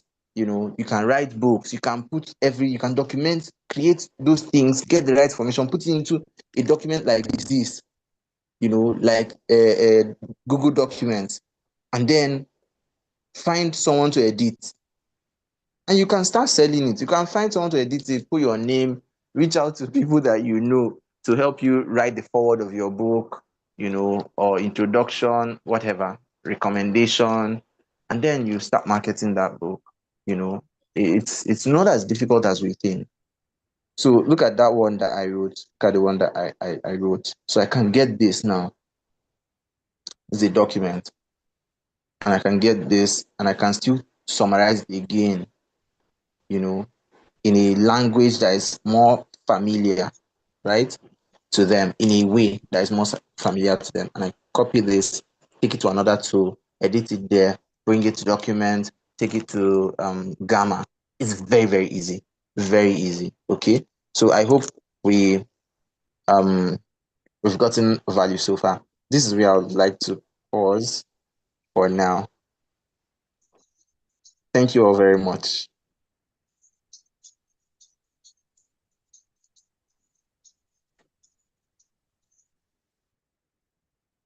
Is there any question, comments, anything? Yes, so can I go ahead and ask my question? I have a Sure. question. Okay. Thank you. Okay. Thank you very much for this wonderful presentation. You're welcome.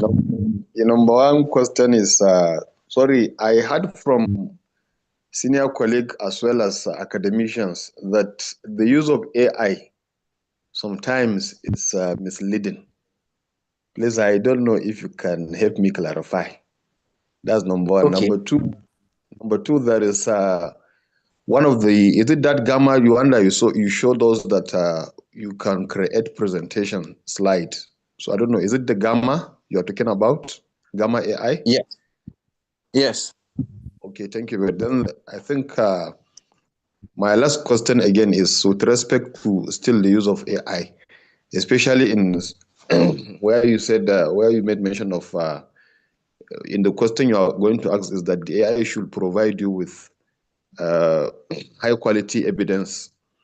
So my question here is, does it usually provide such type of evidence or such type of papers that if you go online, you see that you have to purchase them online. Is it possible to get them through AI like that? I don't know if my question is clear. Okay. Thank you very much. You're welcome. I'm going to answer your question. I'm going to answer it with AI. Interesting. And there's a reason for that. I came across a study, and this study was saying that study was last year. I think it was last year. So it was looking at the accuracy with diagnostication. And it was discovered that doctors now, it was more like a clinical scenario leading to diagnosis. And doctors who were not using AI had about 45% accuracy. Doctors who used AI had about 70 something percent accuracy, reaching an accurate diagnosis.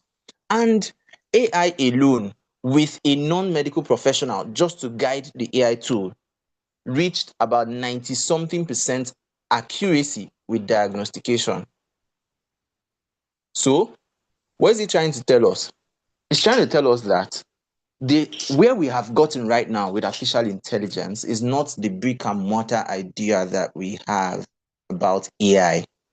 You know, the future of AI is going to be crazy with the level of precision that we're heading into, precision medicine and precision healthcare. I mean, you can just go get an ECG done, put it on a tool, even ChatGPT may be able to do all of those things. And there are tools already doing that right now. You know, there are tools doing that right now. In fact, they had to start taking steps back on offering advice, medical and health related advice and all of that. But the nearest future, we are going to have all of those things readily available. Like you can take a scan, put your MRI, get your MRI, the MRI film, and put it in a tool, X-ray film, put it in a tool, and it will analyze everything for you and tell you the possible issue, you know, that the person is having. Now, are there concerns? Yes, of course, there are concerns. There are concerns with use of AI. There are concerns about accuracy and all of that. I've caught AI sometimes. I've caught it making mistakes, and I corrected it, and it said sorry, it apologized for being incorrect. But at the same time, it's all about. That's why I said you are not slave to the tool. The tool is a slave to you. It's all about you being able to synergize, you being able to prompt. It's in the prompting that everything changes, right? Like this DeepSeek I used. DeepSeek is usually it's a more academic model than ChatGPT. These things are constantly being trained. Okay, they are being trained. They are large language models. They are being trained repeatedly by human beings, by data, by clinical information that's available online, you know, and what people are feeding it, by the conversations clinicians are having with these tools. They are learning more. Okay, now remember, what makes you better is now when you are able to combine your clinical intelligence, your clinical experience, your expertise, your own knowledge, your own individuality, your patient stories, and look at what the data is saying, you know, and then you know how to get the right information. Now, as for getting you the what is it called? The referencing, right? The citation correctly and all of that. Tools, studies that you can access freely. They are there. They are there. DeepSeek is a good model. Is a good model. This one that I just showed us. Now let me show us. Let's try something. Let's try something on this model and see what it gave us. No, not this one. So we can try. Some of them may not be available, may not be publicly available, may be hidden from public view. Some of them will be publicly available. So you have to also check. That's your role, to verify every information that you are putting out. You have to be able to check, okay, is this thing accurate? Is it an actual research paper? So you can see this one now, prevention of low back and pelvic girdle pain during pregnancy and systematic review. Now, because I asked for the highest quality evidence, you see what it's bringing out: systematic review and meta-analysis of randomized controlled trials with grade recommendations, specific based on my specific request. Now you see when this study, you see 2021, studies were conducted up to January 6, 2021. in Medline, Pedro, Cochrane, Sport Discourse, and all of that, and then look at it. Now, get full text. Some of these ones are available online publicly. There are also different platforms that let you, actually get some of this, just the way you did your project, undergrad project in school. Some of these things. Download full issue. Let's see. The download will start shortly. You see, this one is already downloading. We're unable to download all the articles unless you log in. So you just have to keep checking and find out the ones that are public, they are open, that are openly available. Now, there's also open source, OSINT, open source intelligence. It's a very broad area on its own. Open source intelligence is basically like letting you know that there's almost nothing you cannot find on the surface of this earth. There's no information you cannot get because almost everything you are looking for, they're openly available. There's a hub, there's a platform that contains almost everything you are looking for. There's open source for books, open source for research, open source for almost everything that you're thinking about. So like I said, this thing now, for you to see that you are seeing the quality of information that they are putting out here, right? It's not by guesswork. This is 2023. So it definitely isn't wrong. It definitely isn't wrong. It's definitely not playing. Okay. Now look at this one. Let's look at this. The question you asked. So I asked AI proof that doctors who use AI are smarter. The recent research, and he said, let me see. Peer review studies show that when AI tools are used alongside clinicians, important outcomes improve. So physicians, now one strong piece of evidence comes from a randomized clinical study where doctors were giving AI assistance GPT-4 recommendations in evaluating chest pain cases after getting AI input. Now, physicians' accuracy went from about 47 to 65% in one scenario. In another group, accuracy rose from 63 to 80%. This involvement happened without increasing demographic bias. That's meaningful because it suggests AI helps clinicians make better, more evidence-aligned decisions while still providing equitable care. Another clinical study focused on emergency doctors interpreting chest x-rays found that adding AI support increased correct diagnosis by about 5.9% and prevented roughly one misdiagnosis for every 17 patients evaluated with AI support. Doctors also felt more confident in their assessment when supported by artificial intelligence. In dermatology and pathology, all these ones are extra applications. So now that's it. This one is even different from the study I saw. Now let me give you another example of why this is so important. Now, because of how I have programmed this, you'll see the instruction I gave. There's a particular textbook that I use for assessment. Now, using physical diagnosis approach, give a very short Clarkin review summary of osteoarthritis. So let's look at this, and you'll see how much difference this can bring. So now a patient comes to you with a diagnosis of osteoarthritis, and you are, should I do this? Should I do past medical history? This, that. Some things you may forget. Sometimes it's pride.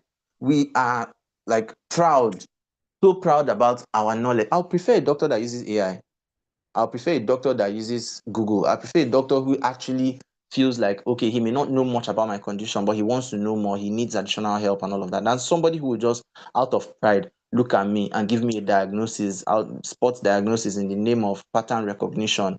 I mean, it's people's lives that we are dealing with. And if we need extra help, from tools like this to actually be able to help them better, why not? So, look at this. Clinical impression, mechanical joint pathology, consistent with degenerative joint disease. There's even another one I'm looking for. There's a way I programmed it in the sense that if I'm following up a patient and I put in their history, it's going to do everything and then spot the weakness in my own assessment and suggest how it can improve, suggest diagnosis, possible diagnosis, differential diagnosis, tests that I can do, provocative tests that I can do. So all of those things I had to plant them into that application that I was talking about, the one that I developed. So that's it. So the next, I hope I answered your question. I can take the next one, please.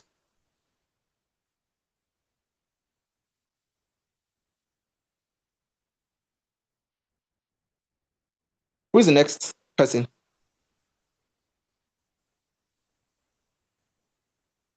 I should be the one. Good evening, Okay, coach. Good please go evening, ahead. everybody. Thank you so Good much, evening. Coach CJ, for this. It's so enlightening. At least You're welcome. there is a lot of things to learn from it. So I know I'm already familiar with the use of AI. I know. Even though I wanted to start telerehabilitation, but with big tools, but this one has already opened my eyes that I can really, really start with little tools while we advance. Please, the Mm. question I want to ask, because this one is very peculiar to me. We all know these Mm-hmm. things, like we know that we have something to share, but it's just that how to actually put ourselves out there to get the audience that we need. So that's just the problem. Like when you just jumble everything together, it tends to be too overwhelming. Then instead of you just trying, you just leave it like that. So what I want to know, like how can you suggest the practical ways you can actually suggest somebody to build a very active online presence that will make them to have their particular target audience that they will focus on, so that at least once that thing is put in place, all these ones can come in. Because without a community, you will not be able to sell any product or even give out anything. So please, can you just share with us? Thank you. Okay, good. In fact, the answer to your question is already in the question itself. You said something without a community, you will not be able to sell anything. So I was already trying to answer you, and I said, what I wanted to answer is content community cash, right? Content community cash, more like a cash vehicle. The content, you have to figure out the kind of content that you want to create. You need clarity, right? Clarity is also part of the equation. You need clarity. I'll send you the link to that app, the clarity, the clarity Compass app. It's going to help you putting everything there. It's going to help you to kind of draft what your strategy should look like. And then you can also start planning your content. You can start planning content based off what you have discovered that you want to do. Now, rest in the fact that you don't actually have to pick one thing. If you follow me on social media, you can check me out on Facebook. I talk about a lot of things, a whole lot of things, right? I talk about physiotherapy, I talk about medical practice in Nigeria, I talk about politics, I talk about religion, I talk about everything. I mean everything, right? But I'm still able to, communicate with clarity, and that's what matters. Now, based off what you're doing, what's your field? What do you want to, you know,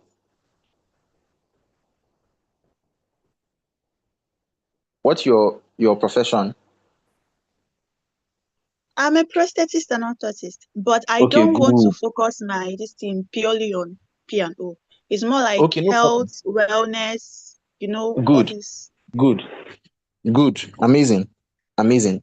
So that's like a general ground for you, which is very good. Okay. One of the ways you can start penetrating the market is community and beyond content, hosting classes, partnerships, collaboration. So you can host people from different parts of the world, even it's easy. So you can get the way we are here. There are physios, there are speech therapists. You have everything you need, right? You can connect with medical doctors, nurses in your clinic, and all of that. Host them on your show. Have a health conference. Host a health conference, health summit, whatever. Which are these things are lacking right now, and people are curious. People want to know, should they African doctor will come and say don't drink water from water bottle. Next thing, drink water from here. Next thing, our water is contaminated. Next thing, don't eat moi moi. Next thing, they want to know what's the right thing to do. I now notice that a lot of the times when I create content about health, all these health issues that are ongoing trends, they go viral because people are genuinely curious. Now you decide, okay, I want to start talking about basic things like sleep, like hypertension, stroke, amputation, diabetes, living healthy. Start from the basic ones that you know. Go to your audience and ask them, okay, what do you want to know? I'm hosting a doctor next week. I'm hosting a physio. I'm hosting a this or that. What do you want to learn from me? Right? If you create a WhatsApp group right now, and then you start adding, you start sharing it with your friends, your classmates, or anybody, just to have people in the group to start. Um, you definitely have people, and then they get value and they start sharing more and more. But the main thing is, okay, you know what you want to share, you know what you want to talk about. Then you can use AI to automate your content, not necessarily about AI posting it for you, but then you can write a few things that you want people to know, plant it into an AI tool, right? So let me show you. Let me show you quickly. Now, this is what I do. This is what I do. Let me go to all projects and then my content writer. So now what I did here, look at the first conversation. Study this style. And I put the post, how to position yourself as an expert, even if you started 60 days ago. This is not even my post, but the post, I liked the post and I wanted it to study the style of the writing. So it analyzed it, right? And at the end of the day, when it finished, I kept on editing. I kept on editing until it got to this part. Now, this is storytelling. Where is it? This one too. Where's that? Not this one. Storytelling. Is that sorry, no, storytelling. So now I got to you know now this story now, because I liked the story, I just copied the story, put it here, to commit the story to heart, the style and vibe. I studied the story format. Huh? Then I now started rewriting the story. I wanted to write a fictional story. So I started rewriting, using that same style, but in my own, with my own story. You can literally do this with anything. You can figure out, you can now frame your ChatGPT to think in a certain way, right?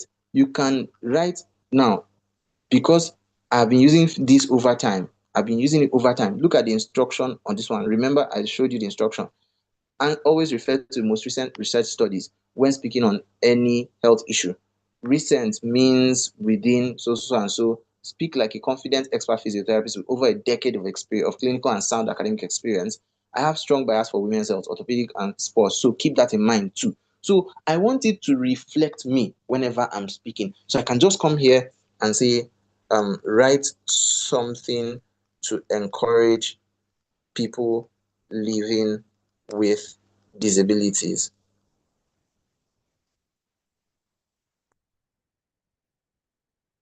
So this is not going to look like AI, it's going to look like me. This is the way I write. You will not be seeing all this dash, dash, dash everywhere, because I've already programmed my AI tool. I've personalized it. There's a way you can personalize a chart. It can give you. So now I don't struggle to get ideas. By the time you start creating this over time, people, one like, three likes, 10 likes, they will start, coming closer, then create a community. Let them be joining. Now, another thing that you can do, go live. Start going live, start doing videos. That's what I'll tell you. If you want to do videos, you can do video on TikTok. You can do videos on TikTok. You can do educational videos on TikTok and Instagram and on Facebook. Just try them out and see which one gives you more traction. TikTok will probably be the easiest for you, give you more traction, and then you start pulling them into your community. Facebook, go live frequently, occasionally, talk about some of these things. Some people already have all the audience, but they don't even know where to start. And that's huge leverage that is wasting, So especially for the older generation, this is it's a big opportunity for the if you're over 35, 35, 40. Now most of the people your age, within your age range, they have buying power. They are looking for you, right? But maybe you're too shy to come out, or you're feeling I'm no longer, it's not my thing. This tech people is the younger generation. No, it's for everybody. So this thing has become very polarized. Everybody can get in. You can go on Facebook and go live. Even tomorrow, you can just open your camera and go live and say, okay, you want to talk about stroke, you want to talk about this, anybody can ask you questions, anybody who asks questions about healthcare, whatever. And they ask you the questions and you answer. And next thing, you're already, getting a lot of hits, a lot of invitations. People are coming, they want you to speak at a conference, they want you to speak here or there. So that's basically it. And I believe we have more time. the next series of this program will definitely answer a lot of questions that you have, talking about branding and brand identity and all of that. A lot of questions will be answered. And I mean, there are a lot of facilitators that are coming. So just get ready for it. There are a lot of facilitators that will be on board for the next module that we are going into. And it's definitely it's going to be amazing. It's going to be amazing. I hope I answered some of your questions, and I look forward to, being of more value in coming days. Thank you. Yes, you did. Thank you so much. Please, can I You're quickly ask welcome. one more question, please? Sure. So I wrote it down. It's about the app you use to create apps, right? So I want to Yes. know the Q&A stuff you created, just as an example. Can it Yes. be more like incorporated into probably WhatsApp or Facebook in such a way Sure. that maybe if somebody send you a message or whatever, like it can just automatically respond, more like an autoresponder. So that would be Okay. their first point of contact. Okay. Okay. So what you're asking for is possible, but it would require some kind of advanced, programming. But another thing that you can do to make it easier is to use autoresponder, WhatsApp autoresponder. There are people who are asking, who come to your DM, probably messaging you for the first time. They will automatically get the link. Fill this form. What do you want? Respond with 1 or respond with A for this. B, my clarity compass to C, that. And you sit down and program all of those things with an autoresponder tool. It's nice. It will take more work. But then people are now building their own tools. People are building their own platforms. People are kind of modifying already existing platforms. One of my networks, one of the people I follow on Facebook, he modified, I think it's WhatsApp. He built a mod version of WhatsApp and I think Instagram. So like he exists there without existing. Like it's literally he cloned it and then you know the thing just posts for him response messages and all that. So people are doing really, really wonderful stuff, and you can try out. But basically, for now, you can use autoresponders. Put the links there in the autoresponder. So once somebody sends you a message, it's going to send them a message and then attach the link that they want if they select that, and then they can continue from there. Another way is maybe if you have a website, the link to it can be on the website. The link can be on your WhatsApp profile, be on your Facebook profile. You can just attach it to your Facebook profile, right? Another thing you can also do is to create an About Me page or link tree. You can use Linktree or Disha page, whichever one. You can just use all these one page website tools, right? And create something and have all your links in one place, right? So they are properly named, properly identifiable. When somebody now clicks on that page, it takes them, they'll see all the links. Okay, gain clarity now. Click here to start. Free physiotherapy consultation, this, that, click here, they will click, and then it takes them on from there. I hope that makes sense. Yes, it does. Thank you so much. You're welcome. You're welcome. Thank you so much, Dr. Chijoke. Welcome. Please, I would like you to speak again about the programming your AI tool, how to Yes. personalize it. Okay. Yes, how do Okay. you do Amazing. that? Amazing. Let me quickly show us. This is what I did for my ChatGPT. Okay. You can use projects. I showed it in the other video, in the other session that we had. You can create new projects. And let's see, I'm creating this new project as anything. You type what you want. Okay, physiotherapy researcher. Research. Create project. These more options. Whether you want it to be default, it's open to other things that you are all the conversations you are having with this AI. ChatGPT is listening, is understanding, studying you, right? Or do you want it to be only for what you are going to create in this research, in this project? Okay, so now create project. It's going to create physiotherapy research. Now I'll come here and edit the project. and edit the instruction. Sorry, edit instruction. So now, speak and speak like an experienced physiotherapist with years of clinical like a physiotherapist with years of clinical and academic experience, skilled with in research. You can even name somebody. If there's a figure who is very, very, very big with research, right, all over the world, or maybe in Nigeria, that you know that is known, you can come and add their name there, right? Think like so and so. Skilled in research, always present studies within the last 5 years. Okay, then you can continue. um African sources, African studies will be appreciated, especially Nigeria.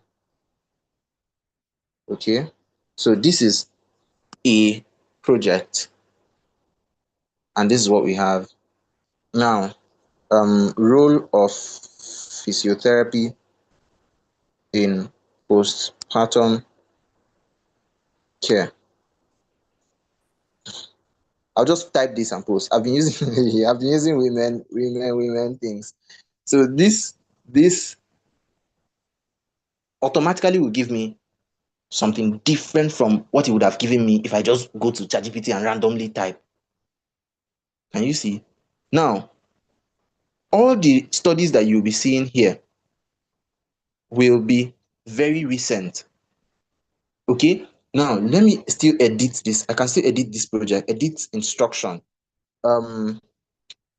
Use the highest quality of evidence. Okay, and then I can repeat it again. Now back to personalization. Watch what I will do. You see, if I go back and I click on my name, you see edit profile, personalization. This is the most important thing to do on ChatGPT before using it. Go to personalization. You see, how do I want to sound? I want to sound nerdy. So I put it there. You can choose professional, polished and precise. You can choose friendly, candid, quirky, whatever, right? So characteristics: warmer, yeah, warmer, more enthusiastic, more headers and lists and all of that. You want to add more characteristics, you can add, choose what it is, the level, whether it's less or more. You want to be using emojis? No, for me, I don't even want less. So depends on what you want to do anyways. Now look at your custom instruction. This is what matters the most. Now this is the prompt that you should give your custom instruction, and this changes everything. It will make this thing sound less like ChatGPT and more like you, right? Even nickname, occupation, what you do can also help you train the tool. So now you see, physiotherapist, holistic wellness life coach, women's health advocate, writer, speaker, trainer, mentor. Now I put all of these things together so that my tool can learn to speak, sound, write, talk like me. Okay, more about you. I so much value my authenticity, originality, and integrity. I prefer to sound natural and to help people with my uniqueness. Also, I am a multi-potentialite with multidimensional excellence, and I do not trade that for anything. So now I want my tool to act like me. And most of the time, what makes me different is the fact that I do many things. I love doing many things. So I don't want to generate a content that will now start telling people, oh, you have to pick one. If you don't pick one, you will not succeed in life. Nah. Now let's read this together. Write like a real human. Let me I'll copy this and I'll send it. I hope I remember. I'll send it to us in the group. So I'll copy it so that you can also edit and just create something for yourself, okay, and then put it here. One, I'm instructing it to be professional but natural, like you're explaining something to a smart friend. Avoid buzzwords, corporate jargon, and M dashes. These M dashes, very important. When some people write with AI, that's why when there was something that happened, and I think I hope I'm permitted to say this, but let me just say that some professional bodies released a circular, and I was just seeing dash dash dash dash everywhere, any small thing dash, any small thing dash. I mean, you want to respond to maybe NMA or all these their issues, NARD, all this when they were having all these issues about consultancy cadre, and I'm seeing people responding. Some bodies will write and respond and dash, dash, dash everywhere. For me, I already know that this was generated with ChatGPT. I already know. And reading it, the way it's aligned, the way the texts are, I can already see it. Why? Because they did not personalize that. They didn't edit it, they didn't format it. It wasn't sounding human. So imagine for something so serious like that, you're using ChatGPT to generate response that you post on social media. Makes no sense. I mean, it doesn't make so much sense. Let me not say it makes no sense. I don't want to sound somehow, but like we need to be extra careful with the way we put out information, because once people see that this is AI that is typing it, they'll get tired. They'll just get tired. They will feel like you are just copying and pasting.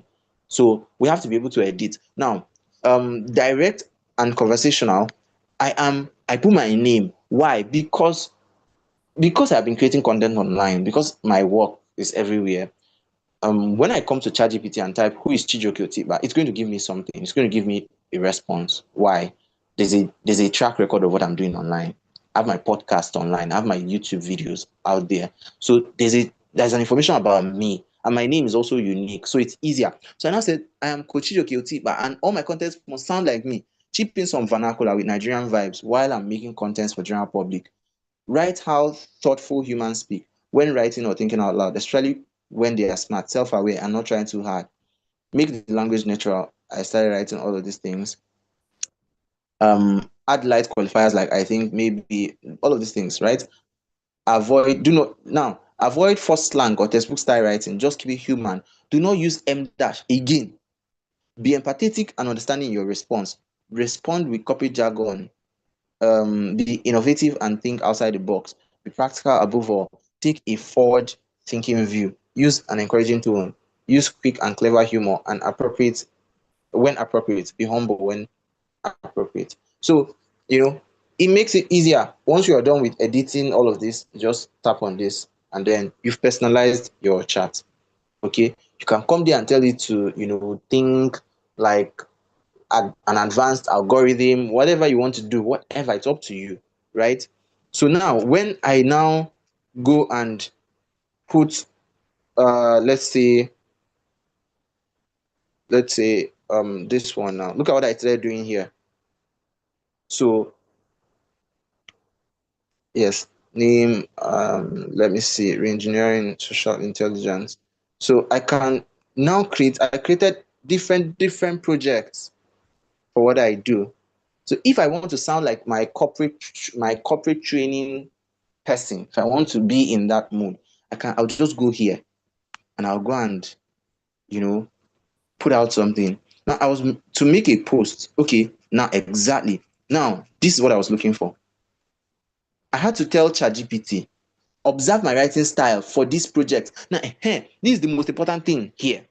If you want to have a train of content that sound like you can do it under one train, under one project, under one train, one stream of chart or thread. So now I'll send some of my posts so you can study and take notes. Say, okay, write this long grammar. Now I wrote this post some time ago, I think many years ago, 2022. Yeah, through my list of goals and platforms. I wrote this post in 2021, December. So I now put it here and say, okay, it's studying my style, studying everything, studying everything. I copy another post, boom, I post it. Going for an interview and not asking interviewer what the company brings to the table, risks of desperation to me, blah, blah, blah, blah, blah. I carry down. This is the way I write from my heart. I carried it and I posted it. Now, it's studying it again. So it's seeing that I make trouble, but then I use humor and all of those things in one person. I carry this one again. that I know that, okay, this post resonated with a lot of people. And then I posted it again, and then I kept on doing this. I kept on doing this, right? And then this one again, another post. So I can just now, under this same post, another post I made on sales and marketing from me when AI had not known that I can create content with AI. I did all of these things. So now I've trained this part. I've trained it. So I can now come here. Just be sure you get me. Write a post in my voice on this topic, autonomy, the path to true personal power. Now, look at the post. This post sounds like me. The only thing is that I'm seeing dash. You see this dash, I don't like it. It's not bad though. It's not bad. People use it in their text. But me, I prefer to avoid it. Let nobody suspect that I'm using AI to write anything. So I'll not see. I never use this. I never use M dashes. Okay, got it. You understand? You have to rewrite it. So this one now, I can copy this. Autonomy, the path through personal power. Copy. Go to doc, right? And edit it. Doc.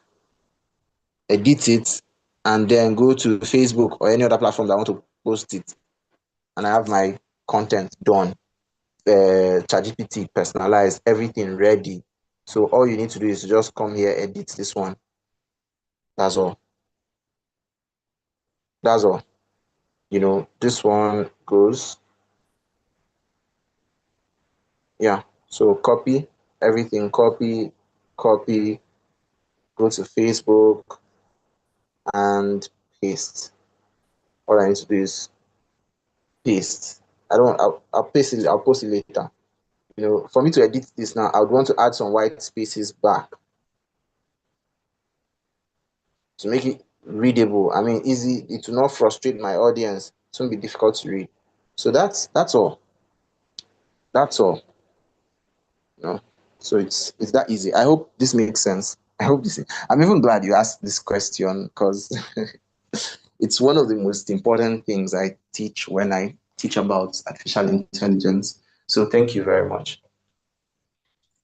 Thank you I so think much. I can. You're welcome. I can take one Coach, more please question don't if there's forget any. to press the prompts. Thank you. Don't forget to. You did the prompt you copied for the Yes, yes, yes. personalization. I'll send it. I'll send it. I'll send it. I'll even give more Thank options. you I'll so create much. more examples, then I'll send across.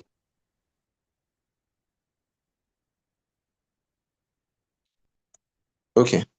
So I think that'll be all. That'll be all for tonight. Um, I don't see any other. Okay. Um, thank you. You didn't. Oh, thank you very much. Thank you, Cynthia. Thank you so much. Thank you so much. For the lecture, I want to suggest that we read on AI litigations, data protection and privacy, AI aid declaration and disclaimer, country laws regarding professional interference with AI. Okay, yes, this is good. This is good. We can actually plan for that. We can. Interestingly, this is one of the areas my brother, who is a lawyer, is also very actively engaged in. So we can find a way to bring that in. We can find a way to bring it in. It's very important. Thank you for the suggestion. We'll talk about that. Thank you. So we'll call it a night at this point. We'll call it a night. So I'll send the remaining things to the group chat. Is Prof here?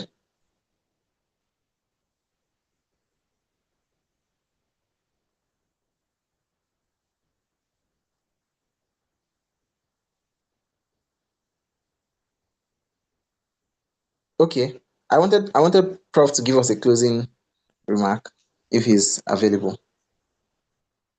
I'm available. I'm a student, so just go ahead. Um, yeah, Thank you so much, sir. Thank you, sir. Thank you very much. I'm very grateful for the opportunity. Thank you so much, sir. Thank you, and thank you everybody. We'll see you in our next session. The recording is also going to be made available. the recording is going to be made available. So we can always go through again and again, try out something. But I particularly want to see us creating stuff. I want to see what we created, create an ebook, create something, create a presentation, a slide, a guide, an app, just build something and send.